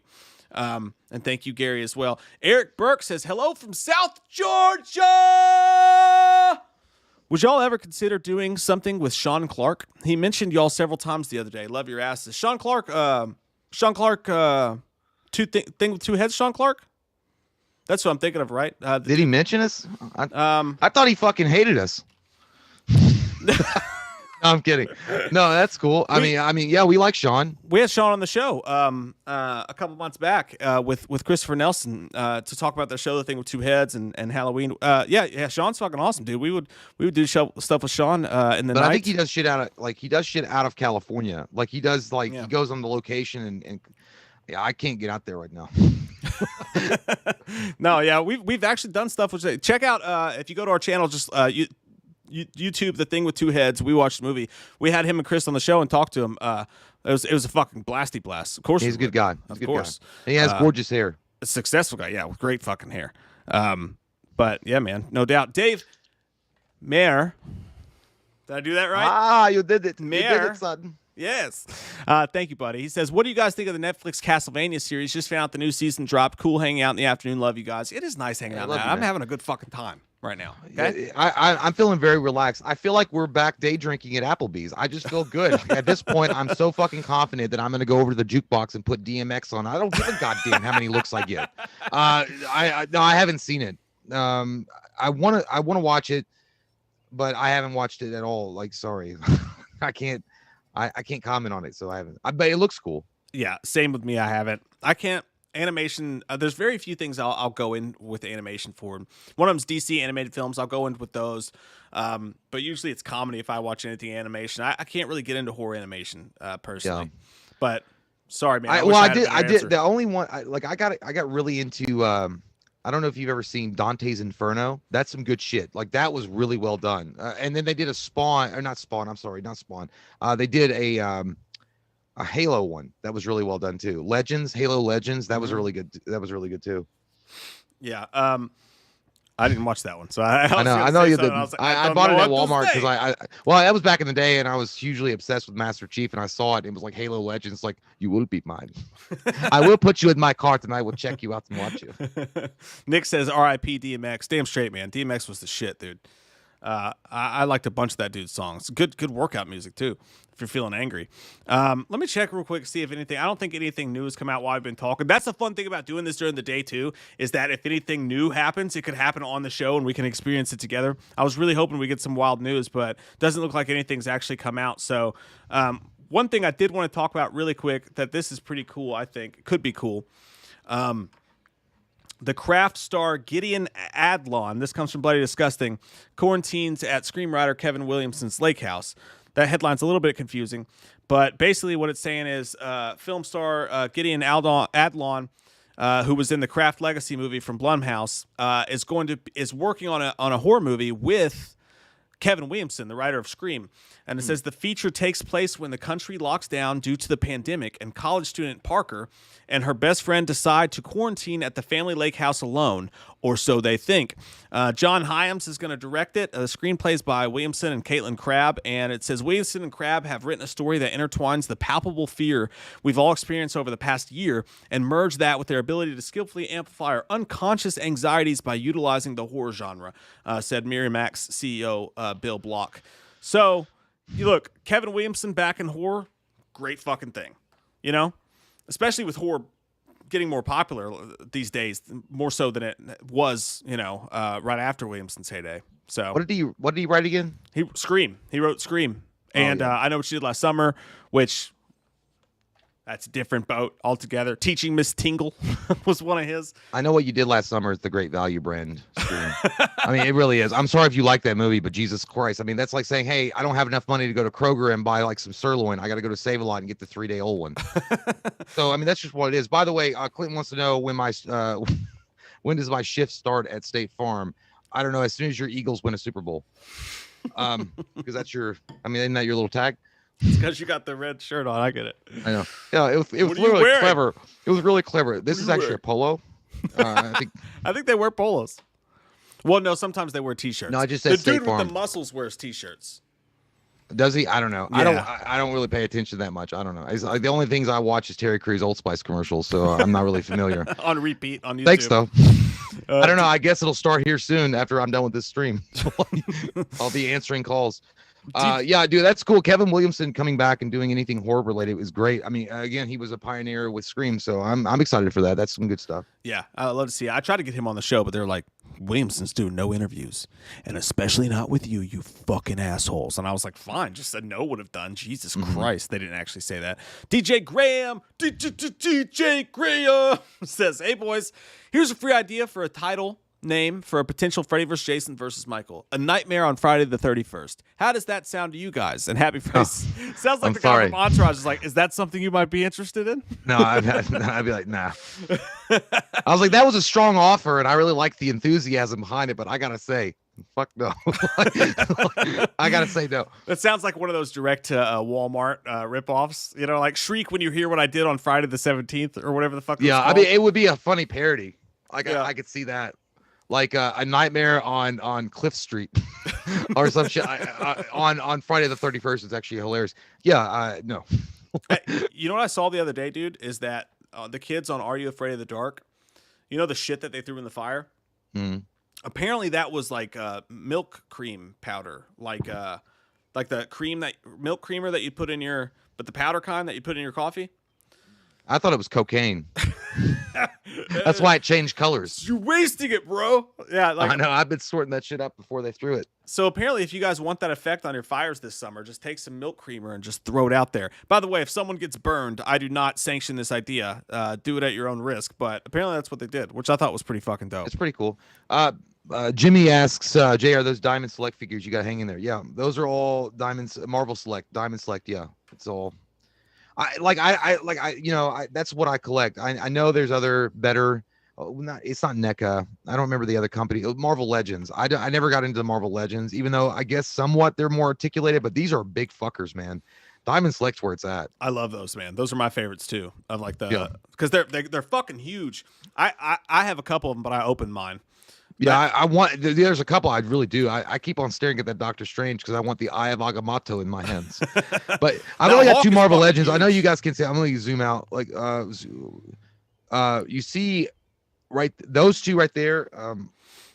There's a Daredevil, Kingpin, and a Captain America Red Skull. Those are the only two Marvel Legends one that I have. But everything else is Select.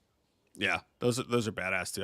Actually, is it Legend? No, I am thinking of Select. Those are the ones I like. Yeah, you like the big ones. They're all big. Yeah, they're huge. I like the big ones. The one I really want, like the dream or the holy grail for me is to get the Watcher, but I'm not paying $350 fucking on eBay for it. Yeah, you got to get those when they come out because you never know which ones are going to hit the market big. I want the Deadpool one. I haven't been able to find that. I got the Deadpool right there. Well, I'm going to come over your house and steal it. No, it's only you can get it on Amazon for like $22. Suck your dick, man. I saw a badass Deadpool at Target the other day. It wasn't one of those, but it was like $40. And I was like, nah, I'll do 20, dog.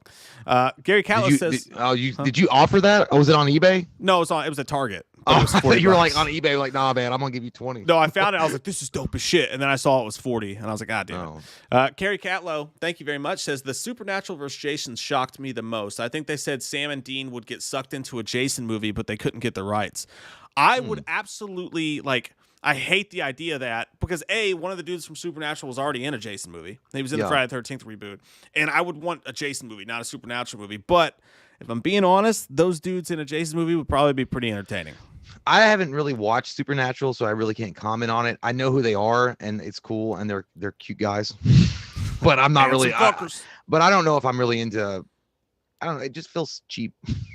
Like Ash, like Bruce Campbell's Ash fits better in that universe, I think, than Sam and Dean Winchester. I feel like Sam and Dean Winchester fit really well in their world, in their realm on TV.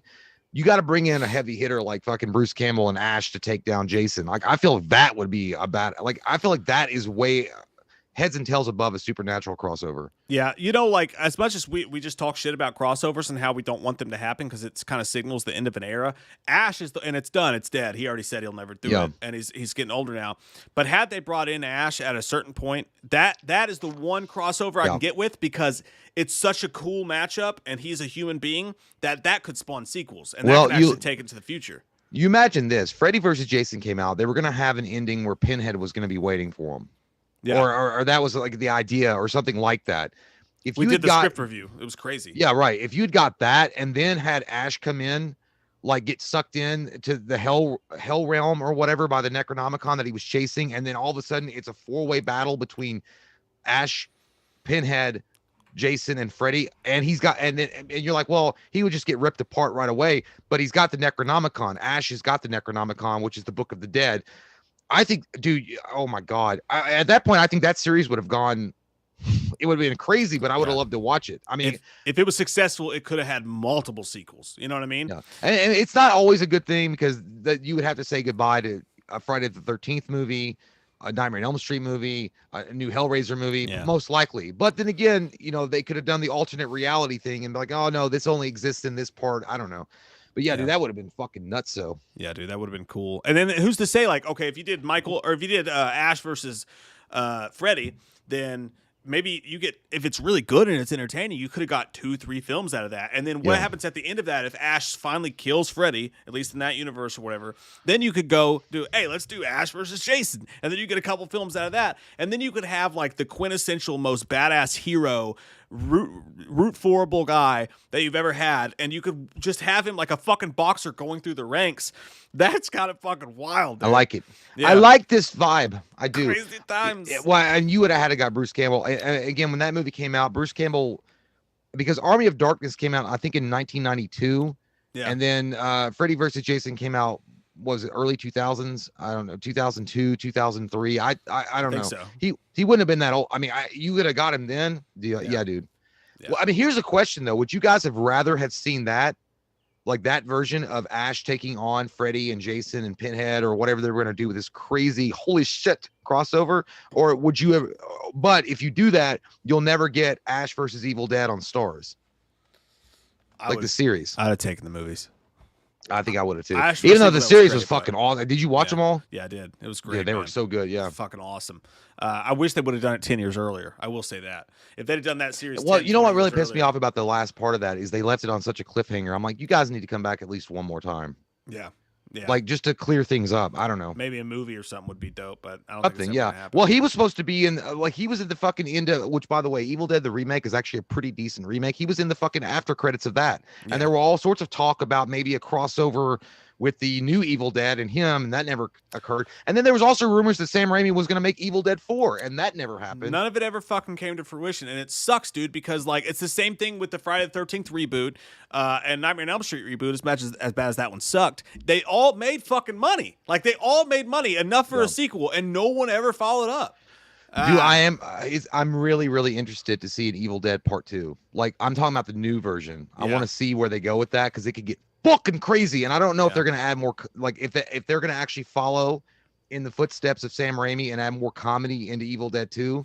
Well, I kind of hope they don't. I kind of hope they keep it more just pure horror. Yeah, now they're doing Evil Dead Rise, which is set to take place in a skyscraper. But I don't think that sounds like Poltergeist 3 bullshit. Yeah, correct me if I'm wrong, but I know Bruce Campbell's not in it. I think he's a producer. I don't know if Raimi or Fede Alvarez is directing it.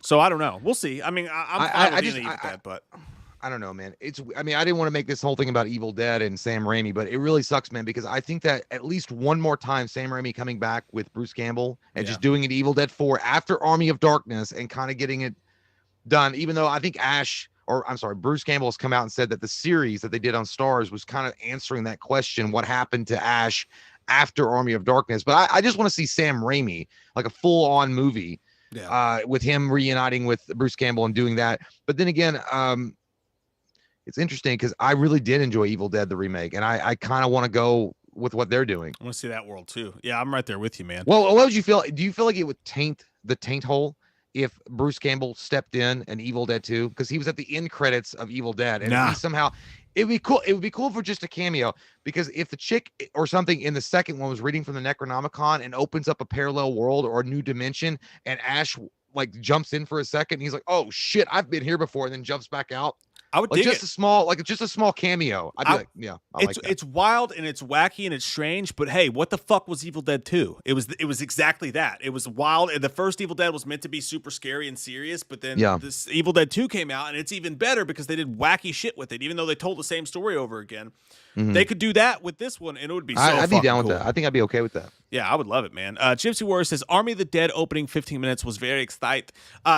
Again, can't talk about it yet because we're going to review it Wednesday on the show, or if we get together in person earlier, we'll review it. We're going to review Army of the Dead next week. Did see it in the theater last night. Definitely recommend seeing it in the theater. The first 15 minutes was awesome. The rest of the movie's fucking awesome. Yeah, dude, that was a long ass. It was 2 hours and 28 minutes. Yeah, 2 hours, but it flies by, dude. I mean, it's a Snyder film, and what the coolest thing, I'll save it for the review, but you see all the Snyderisms, and I loved it. You get a little bit of Dawn of the Dead. Was it scary? I wouldn't call it scary at all, really. But you get a little bit of Dawn of the Dead, and then you get a little bit of Zack Snyder's Justice League with the shooting and the style of shooting, and it mixes together. I think the main question I would ask, that's did he suck? No, he ruled, dude. He fucking ruled. Like it. I want to see him in so many fucking things now. To me, he's a better actor than The Rock. I think he is. Ooh, that's really a strong statement, dude. Yeah, that's dude. Strong. I like Batista a lot, and you like it too. The best part of waking up is Batista in your cup. Whoa. What? Oh, that's strong. That's strong statement, I went dude. with but yeah, tonight, if you guys don't have plans, go see Army of the Dead in theaters. I promise. You'll have a good time. Sutter Gillette! Thank you, buddy. Thank you so much, man. He says, here's so Mike can get the Deadpool figure. Thanks for the Maximet. Yes. It's only $20. Jesus Christ, you could go out for an afternoon and suck some dick and get $10 each blowjob. You'd have it in 2 socks. It's 40. He put it in half. I'm going to go with the other half. Is it 40? Yes. Yeah, that's Damn, what I'm my saying. Shit's going up. I got to go to eBay. Hey, you want to buy it for 40? Well, it was one of the statue figures, though. It was like you want the those... PVC. Okay, I know. Yeah, and I don't care. I want Deadpool's like my favorite fucking, like, even more and more as I read more and more of the comic books, I become more in love with it. I might get a tattoo. I got 3 of those PVC ones. I've got a Phoenix, which is awesome, a Jubilee, and a Mr. Sinister.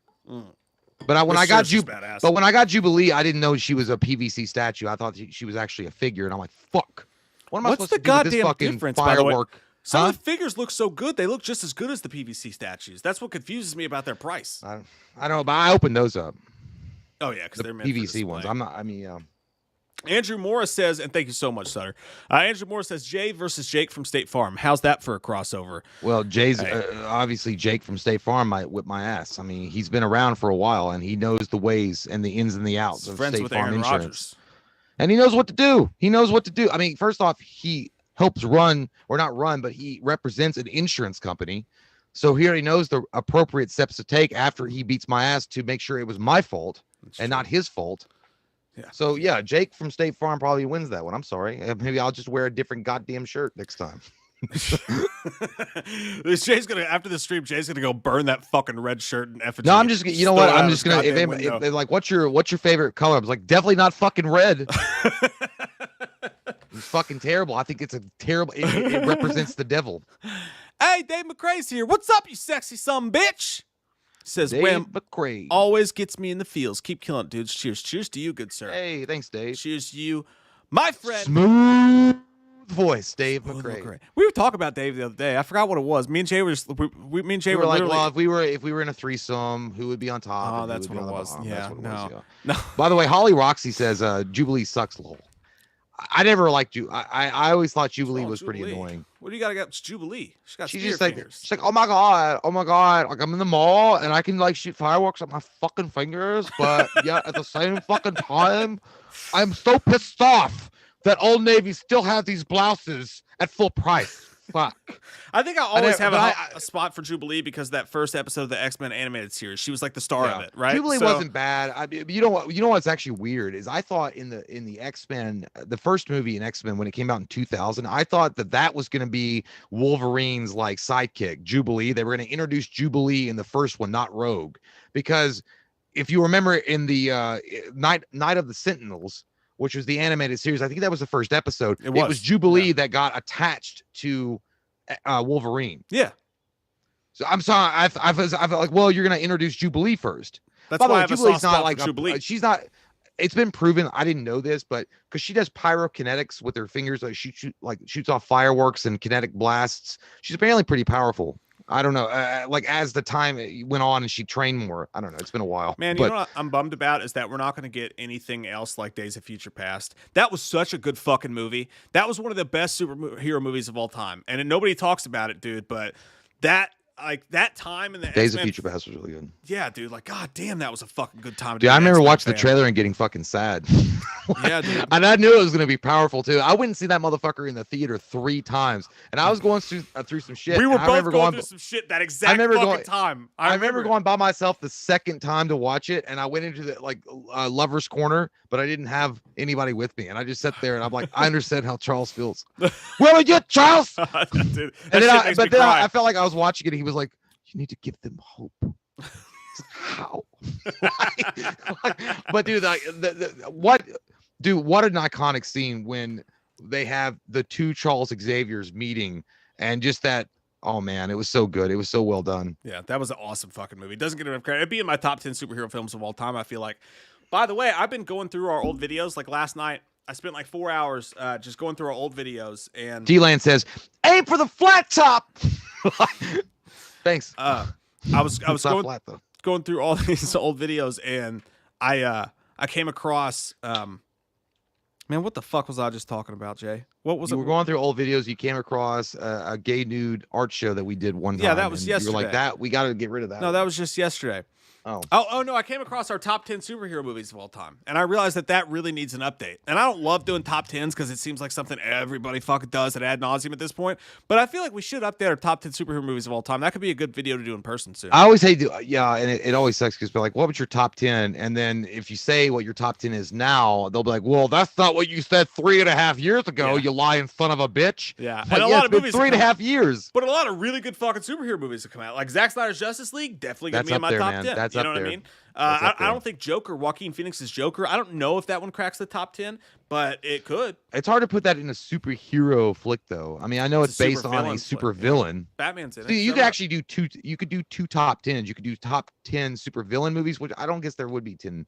Well, Suicide Squad. Venom. I like Venom. I like Venom too, but at the same time, yeah, you're right. I don't think there was 10. But you could. I don't think there's enough. You could rank the villain movies. You know. Yeah. I don't know. You want to take a pee-pee break before we do Spiral? Show. By the way, somebody was saying they were correct. I'm sorry, I don't remember who said it. The disrespect of Cyclops. Dude, we have always defended fucking A. James Marsden was completely underused in the Bryan Singer X-Men movies. I have no idea. Dude, Cyclops he is such a great character. There's so much depth to him. He's literally the Captain America of X-Men, and they completely fucking washed over him. I understand that Wolverine was popular, and I get the appeal to make sure the movie's all about him, but do you just you literally piss in the face, you piss in his eye visor by not giving him more lines. And dude, the biggest atrocity that really happened to James Marsden's Cyclops was in X-Men 3 when he just fucking dies off camera. Yeah. And he's because Marsden was such a facts, bro. Spitting facts. Ready for my TED talk? But no, yeah, dude, like that. And you could tell the emotion that Marsden is such a great actor that even the small part that he had in part 3, where he was just torn up about Jean Grey dying, dude, I was like, God damn, I would love to explore, because he was just like, you know, he was a fucking wreck, dude, and I wanted to see more of that. I think that's Logan. Yeah, Pass dude, through. I will. What do they call you, Wills? But no, yeah, dude, I would love when Marvel introduce the X-Men into the MCU, that they focus a little bit more on Cyclops, dude, because he's always been one of my favorites. I love that guy. He is an asshole for sure. Yeah.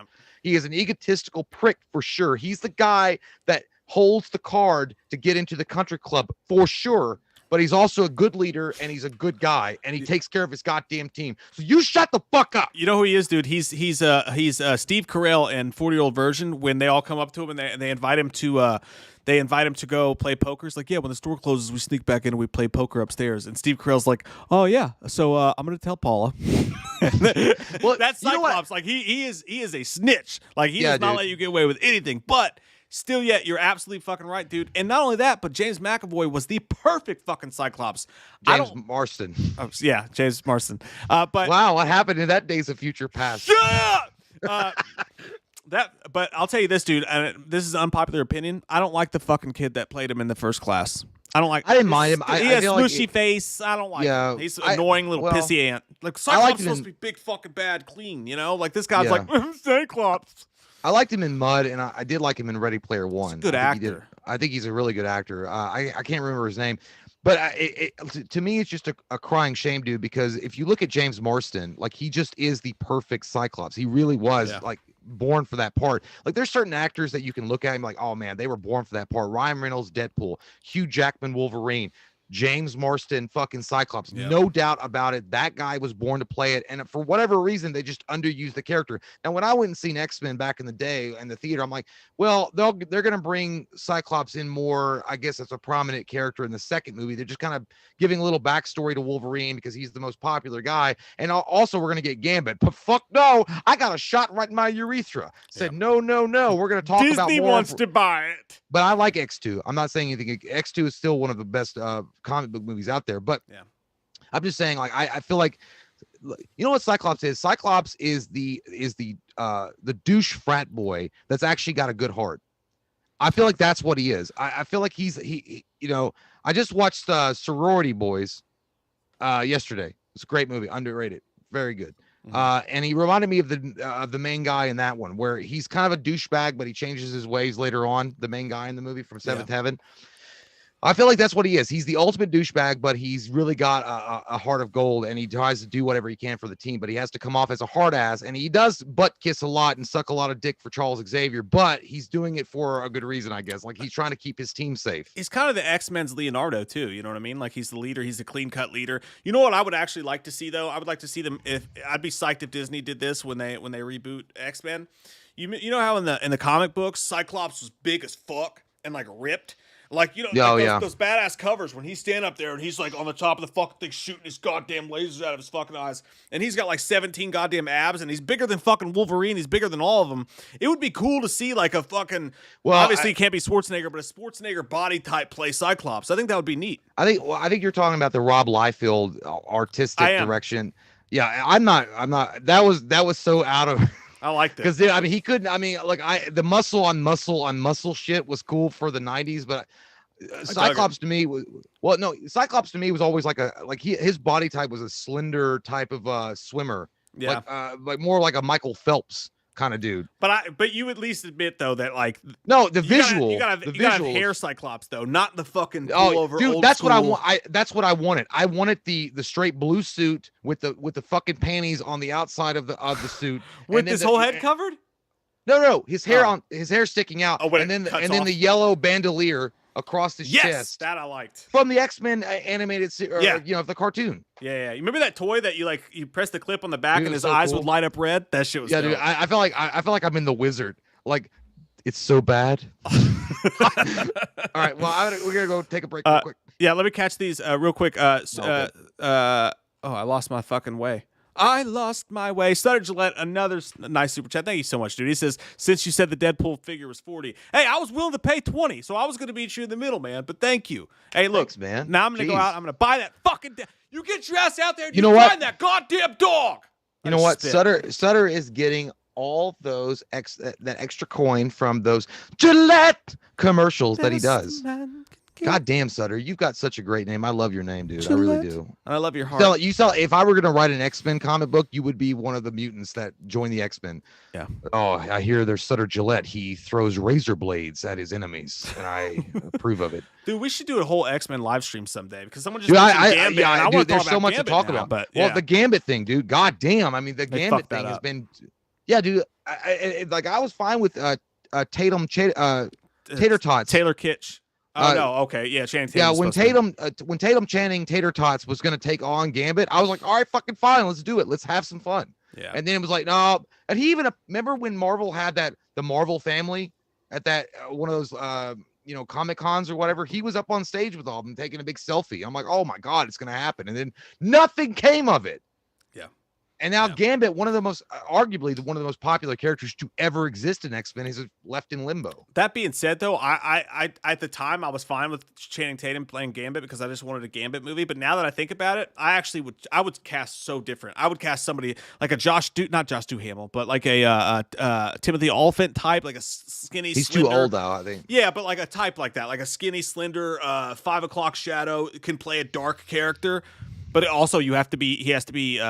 French or whatever it is. Cajun. Yeah. I think that honestly, and I know that he's up for Wolverine, but I go with Charlie Hunnam.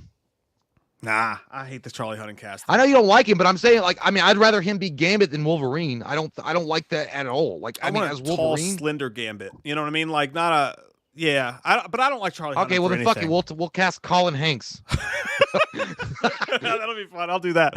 All right, guys, we'll be right back. Gonna take a pee, and when we get back, we'll review Spiral. It will be spoiler free, so if you haven't seen it yet, you don't have to leave. You don't have to go. You guys stay around, okay? We're coming right back to kick your butt. We're having fun. Don't leave. Please Day don't drink leave, with guys. us. If I come back, you got like 15 of you guys are gone. I'm gonna hunt you down, and I'm gonna slowly Tickle your butt with a feather. No, I'm not gonna even do that. I'm just gonna slowly feed you chocolate milk for you to come back. 7 deadly sins, gluttony. Oh. All right, we'll be back. Come June, they start to recirculate the same trailer they've already shown us in the theaters, and then they actually release a new trailer on Blumfest. So you get this trailer out there, you're reminding people it's not creating crazy news stories, but October 1st, you drop a brand new trailer.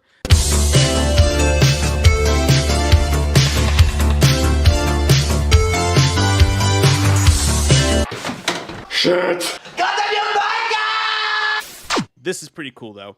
Not a whole lot to go into here, but Blumhouse's virtual Blumfest will return this October. This comes from Bloody Disgusting. It's going to be on October 1st. They did this weird little teaser for it.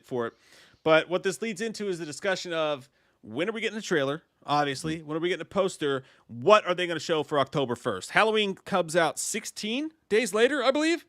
Yeah. And if Halloween's coming out in 16 days, you know that there's going to be something at that for Halloween Kills. So that's a date that you want to watch out for. And also there has been, I saw some fake Twitter account spreading rumors. It's so embarrassing because it's the same exact thing what we got this covered does. They're like, my sources, fucking Twitter account been around for 8 days. No, their stories like, trust me, bro. Yeah. My sources tell me that the trailer's not going to be here till June. And the poster's not going to be here till June. There's still a chance, though, that it could come out in May. It's like Chris Farley in Wayne's World. He's like, we're going to circle around through Toronto. But no shit, fucking Sherlock. It's fucking, the last trailer came, we all know this, Jesus Christ. For 2018, the trailer came out in June. Okay? It's May now. June's coming up soon. It makes a lot of sense, considering that the release dates are almost the exact same, that the trailer will also come out in June. I don't think that's a fact, though. I think people are guessing and they're trying to pretend they have sources. But here's the thing. Maybe it doesn't come out in June. And here's why I say maybe it doesn't come out in June. Is because this is a different situation. Maybe.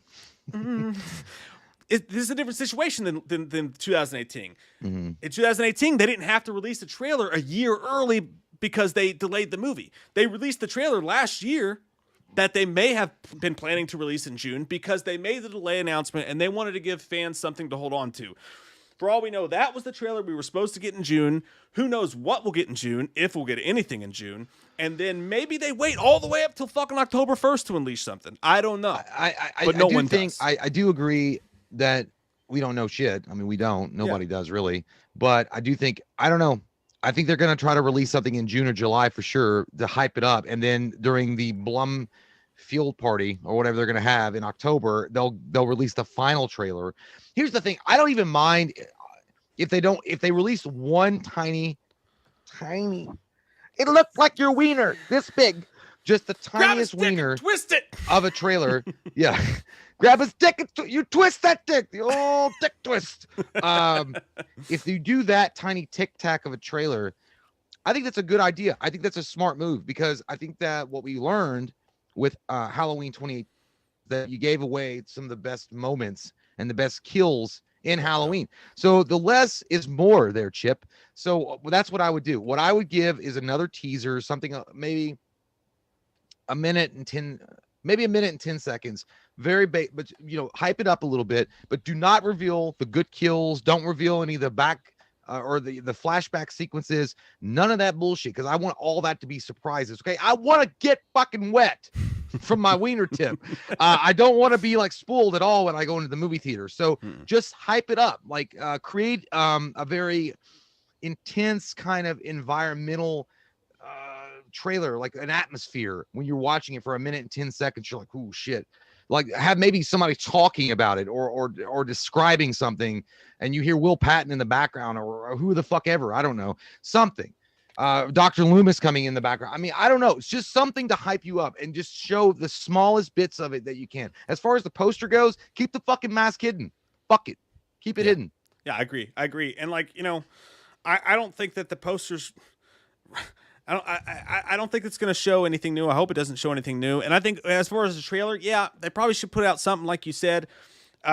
Can they put out just part of me thinks that maybe they'll just take the trailer that they put out already. They'll put it in theaters in June as they plan to originally release it. Maybe they'll put it in theaters. Could be the same exact fucking trailer. And they just start to play it in theaters and they start to play it on TV. It wouldn't be smart to do that, in my opinion, because what they want is when the trailer releases, they want everybody to cover it and react to it, and it to create a whole new groundswell to really get people going. If it just comes out, it's the same trailer, there's going to be no news stories about it. Nobody's going to be talking about it. It wouldn't be the smart thing to do. Part of me thinks they may do it, but maybe you just take that trailer and you add a couple scenes in here. You just add a little bit of stuff, and the movie we've been waiting for 2 years, or whatever you want to do. Change a little bit. Don't give anything away, like you said. I just want you all to know to be on the lookout, because there's a lot of us who assume the trailer's going to come out in June, and we do assume it's going to come out in June because it makes sense that it's going to come out in June. But no one fucking knows, and if they tell you they know, they're lying to you. Okay? Yeah, they're lying. I honestly, man, I don't know. I kind of get the sense they will. I think June at the earliest, July at the latest, because you're right. When it came out in 2018, it was a different time. We weren't, suffering a pandemic, and they've also pushed this movie back. I think they're trying to get hype built for it, and they got to get the hype train up somehow. It's not like this movie came out on time, and it's been. Hey guys, we're back. That's it. Everybody that fucking left, I'm gonna find out who you are. I'm coming to your house. I'm coming to your town. Don't even think it's not gonna happen, because it is. Okay. I'm coming to get you. What's that? That was Foxy Lady from Wayne's World. They did the Foxy Lady thing. That shit was funny. All right, guys. So this is our Spiral review. We're gonna review Spiral now. Spoiler free. We will not give away any spoilers, so don't feel the need to leave if you haven't seen it yet. We will keep it safe. We will keep it sound for you. Jay and I have very different opinions about this movie, which we will get into. But so Spiral comes out today in theaters. We watched it yesterday or the day before. And as you guys know, Chris Rock came to the Saw people and was like, hey, I got an idea for a new Saw movie. He's the book of flavor. I got an idea for a new Saw movie. I'm going to mix up the 7-type cop feel movie with the Saw franchise and pick it up. Now, neither of us were fans of Jigsaw. Like, we both thought that was just like a kind of, it felt lazy. It just didn't stand out at all. I didn't like. Yeah, like I'd rather have a terrible Saw deep sequel with like just wild, boobs and traps and all that than what Jigsaw did. But I actually love this one. I thought it was fucking shocking surprise of goodness, because for me, I felt like it. Okay, it's hard to, you can't say it felt like 7 because 7's 7, right? Yeah. But it did have the 7 feels to it, and what I enjoyed about it, my favorite genre, even above horror genre, is buddy cop films, gritty cop dramas, stuff like that. It's my favorite genre in the world. So it was pretty much tailor built for me, but I actually loved it, man. I love that whole new spin they put on it. Ooh, yeah, I am definitely on the opposite side of this electric fence. Let's pee on it. Yeah, I was not a fan of it. I think it did start out with some 7 vibes, and then it got. I think the problem with it was, and I told Mike this in the text, and I'm not trying to take anything from Chris Rock himself, but I felt like it was such a like a centerpiece on him to be a badass, to show that he's not a comedic lead and he actually can be a awesome badass like action hero. I felt like that took away from it a lot. And I mean, again, I'm not talking dog shit on Chris Rock. I'm just saying that Chris Rock is one of those dudes that he fits in certain movies, and in other movies he just doesn't work.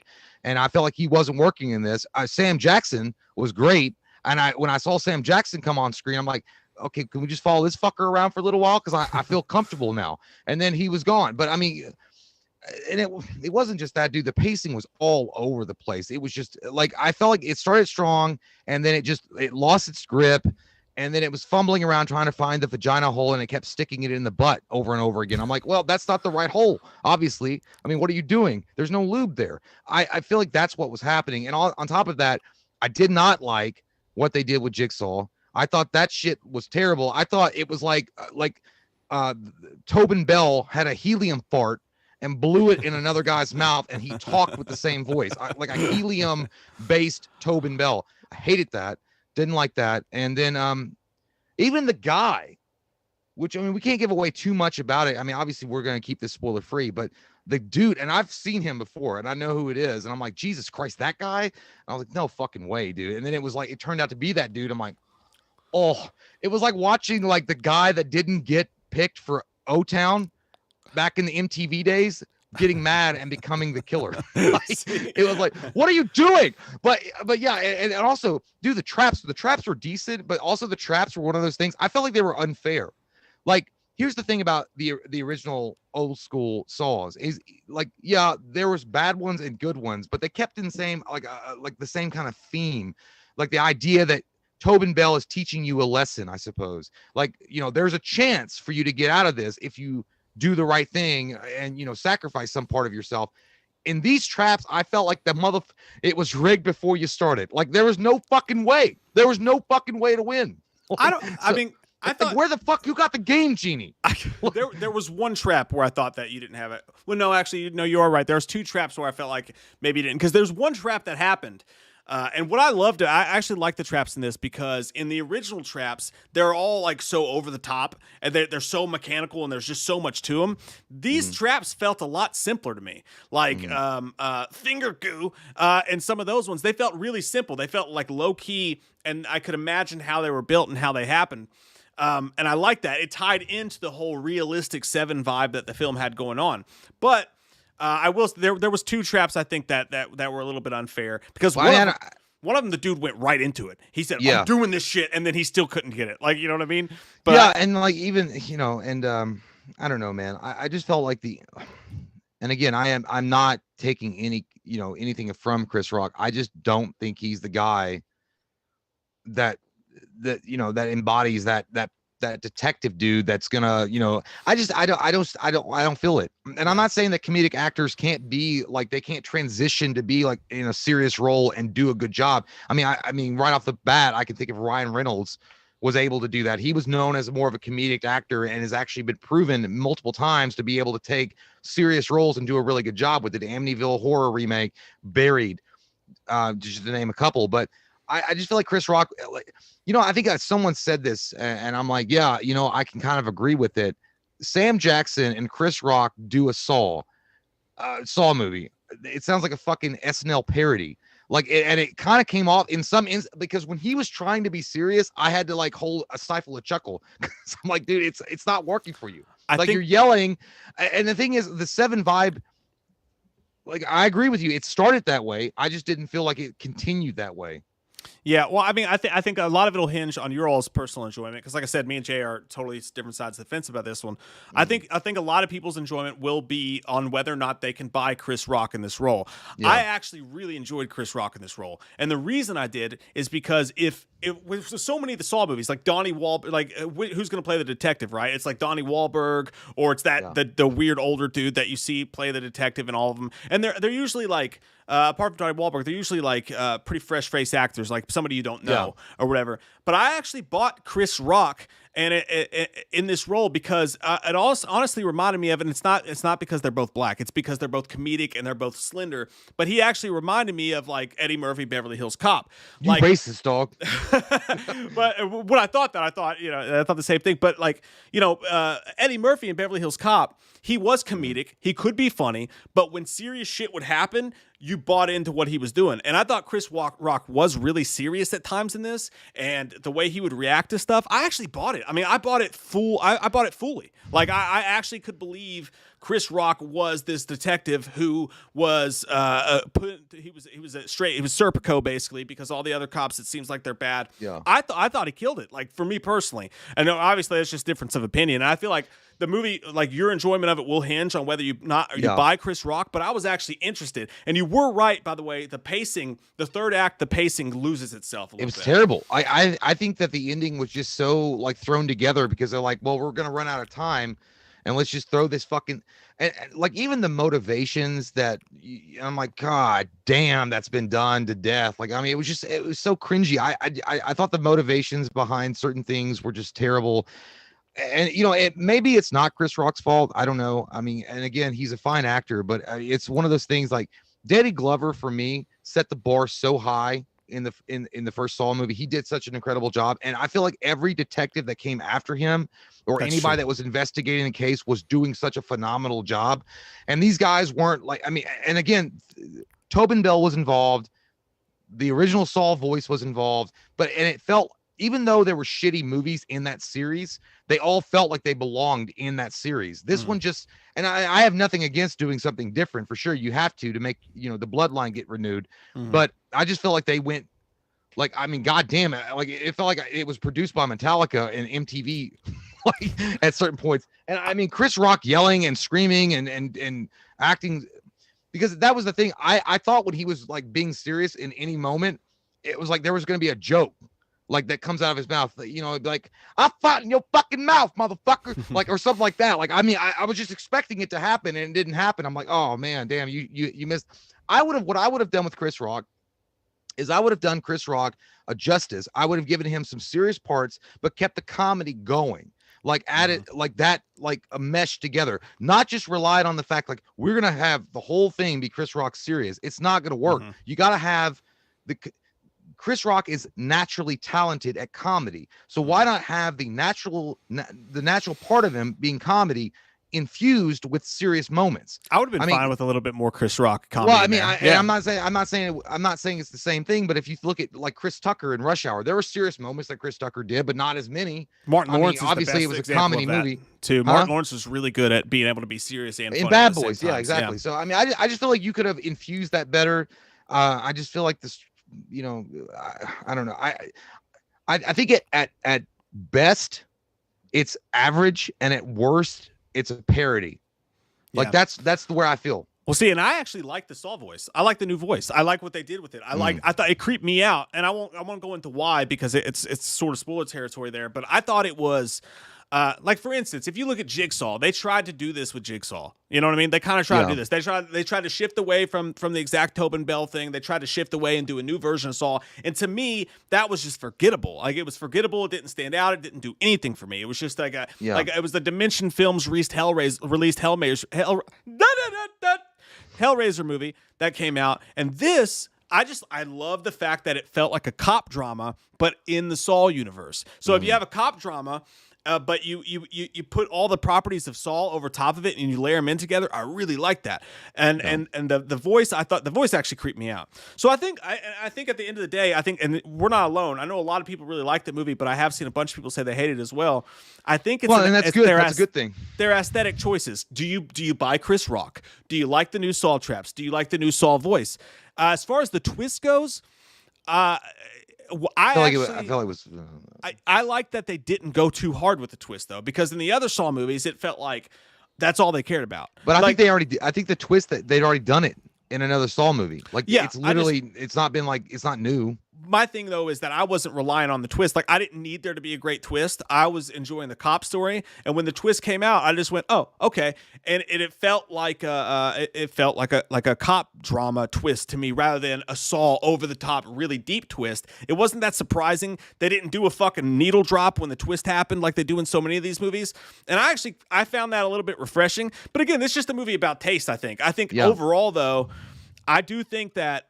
And I think that you'll probably agree with me on this too. Whether you walk out liking it or not liking it, I think there's enough there that if you're a Saw fan and you're a fan of the series, I would recommend going to see it, because I think I think you could end up really enjoying it. I think, I mean, if you like the Saw series, I mean, why not go see it? I mean, for sure. I mean, it's a different take on it, definitely. And I don't think it's going to meet the expectations of certain fans, and it's going to surpass certain expectations for other fans. I just feel like, man, I feel like it all hinged on Chris Rock, and for me, it didn't sell. I just feel like it was a very, very poor attempt at to make him serious, and I felt like the script was relying too much on that to make him like stand out as a serious detective that was doing serious work. But it didn't for me. And then when I saw Sam Jackson, my heart fluttered a bit. I'm like, please save this. Like, come in and say. See, I thought Chris Rock was way better than Sam Jackson. Dude, I'd be like, it goes, I'm tired of these motherfucking traps and this motherfucking jigsaw.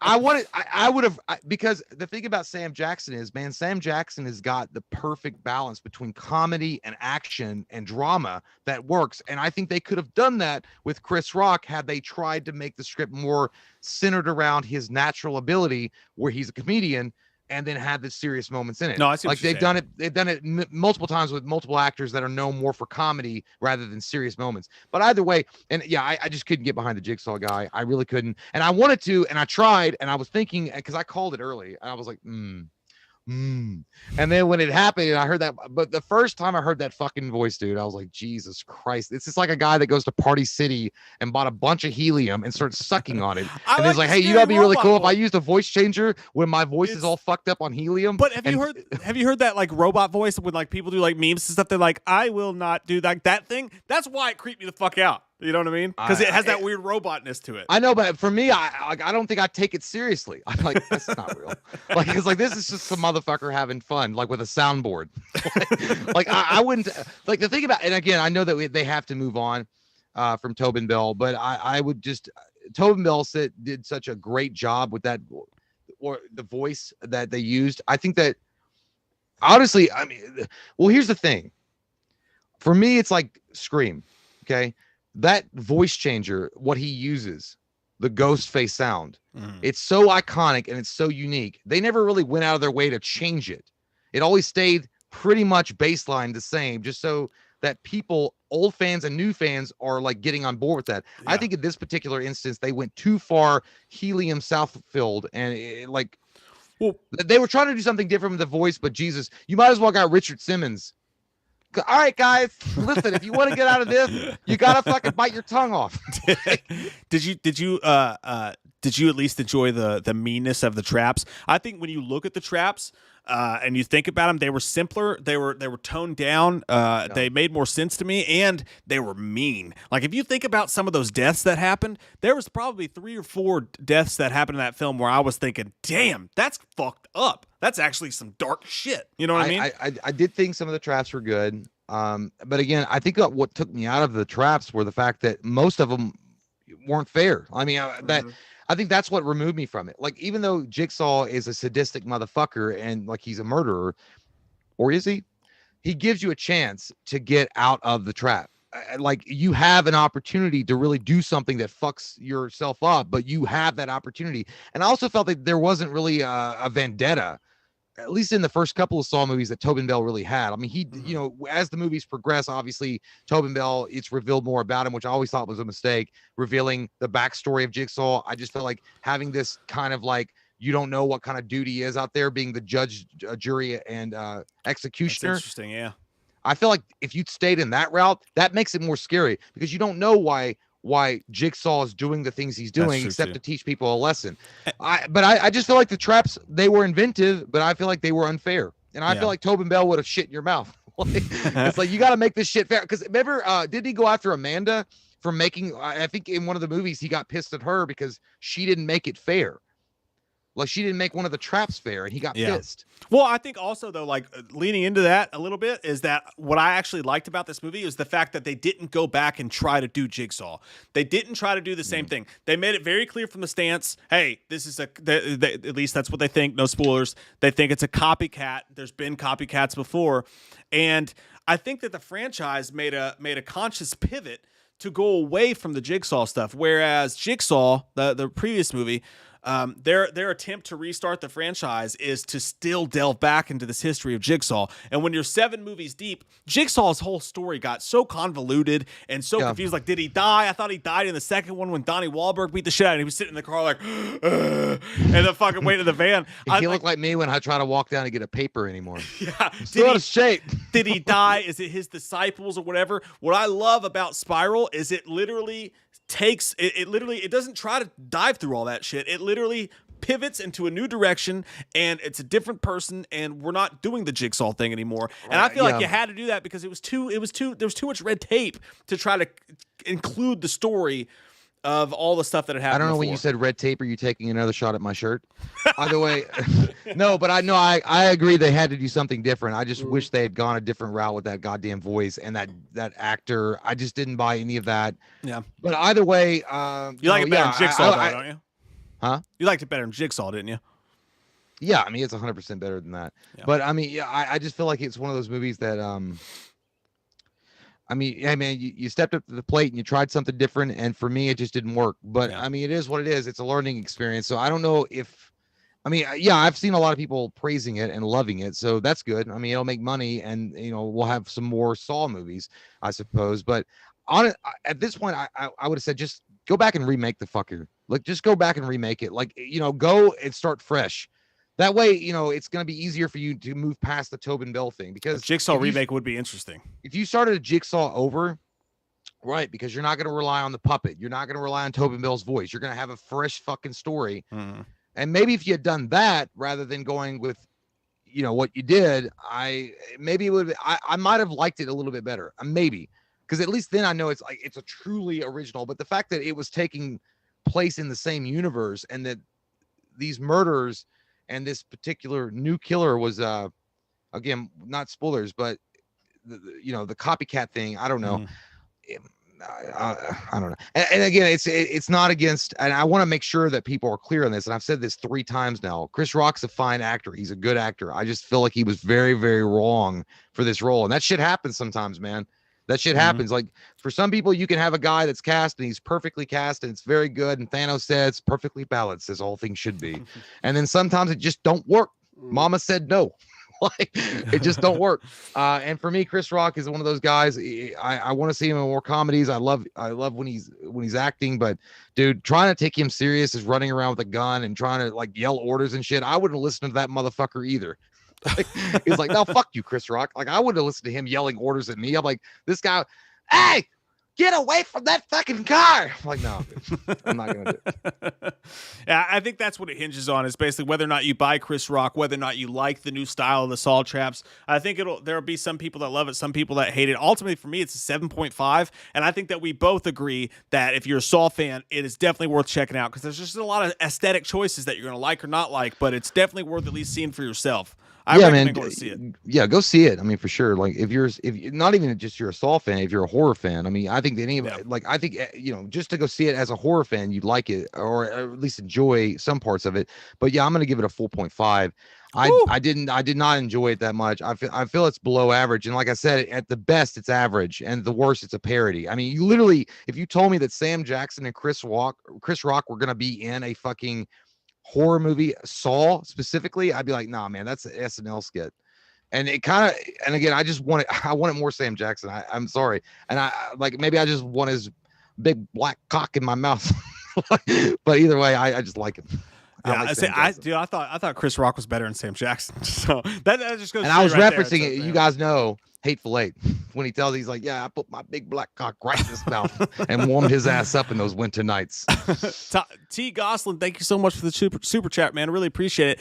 Gary Catlow says, I like the idea that the new villain has a different puppet voice and end goal because he's a different killer.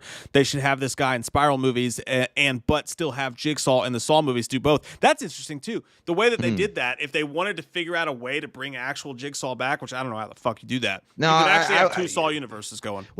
Well, and again, we can't get into spoilers here, so I can't really explain what I'm talking about here specifically. Right. But obviously, Tobin Bell is not going to come back to the series. He's already done his work. So, the voice that's cool, man. And I feel like that would work if you restart the series. Yeah. If you don't, or if you're not relying. I mean, let's face it, the people are going to see it because of the fucking movies behind it. Like, they're going to see it because of Jigsaw himself. That's why they're going to go watch it. I would be interesting to see a Saw remake, a new Jigsaw, a new Tobin Bell person. I would be interested to see that because you could go back and you can clean up all the mistakes that they made. You could start fresh, and then you could, sidestep all the missteps that the franchise took along the way. Yes, and I think that the Saw franchise told its story, and I think they completed their story, or at least they should have. They should have wrapped it all up with Tobin Bell and that character, and then the best thing after that is to restart the series and see where we go. Like, but I think we're definitely going to see I hate fucking remakes. I really don't like them. But in this instance, let's see what happens. I mean, Saw, like to me, Saw 1 was great. Saw 2 was decent, and then I lost track, man. There's so many fucking Saw movies. Yeah, I forget the stories. So I don't know. But yeah, I feel like that would be one of the rare instances as far as a horror franchise. Like, let's restart it and see what happens.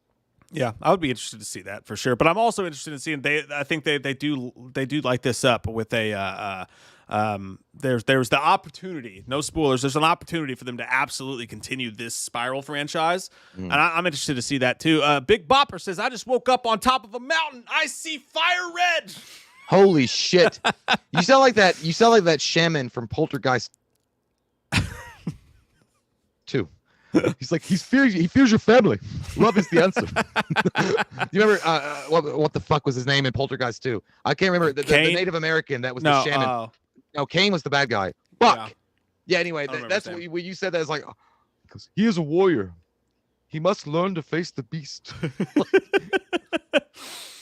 Oh, man. Guys, thank you guys so much for hanging out with us tonight today in this weird daytime stream that we did. I had fun. I had fun doing it in the middle of the day. Yeah, dude, it's been great.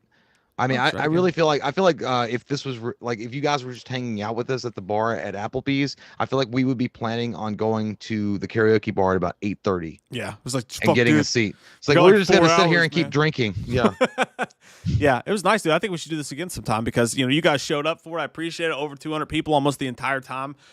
Really appreciate that with the new time and everything. Awesome. The super chats, really the cool hanging stuff, out, the comments. You guys are fucking rad as shit. Joe Madero says, had a great time as always. Love you guys. Love you too, man. Joe. Thanks so much, Thank you so much.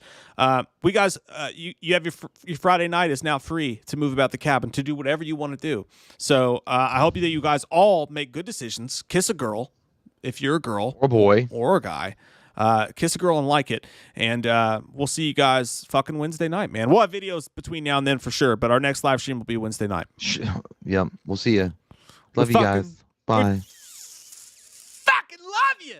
And Corjai says, this was dope. I agree. I had a great time. RJB 36 says they already have Assault 10 and possibly 11. Well, there you go. Whoa, there you go. Not surprising at all. Go see movies this weekend. There you go, There's guys. good ones. Go see Spiral. Go see City of the Dead. Land of the Dead. City. What is the name of that fucking movie? I don't know. Fear of the Army Dead? of the Dead. Army of the Dead. We love you guys. Hope you guys have an awesome rest of your shift today if you're at work, or an awesome Friday night. We'll see you guys. Bye.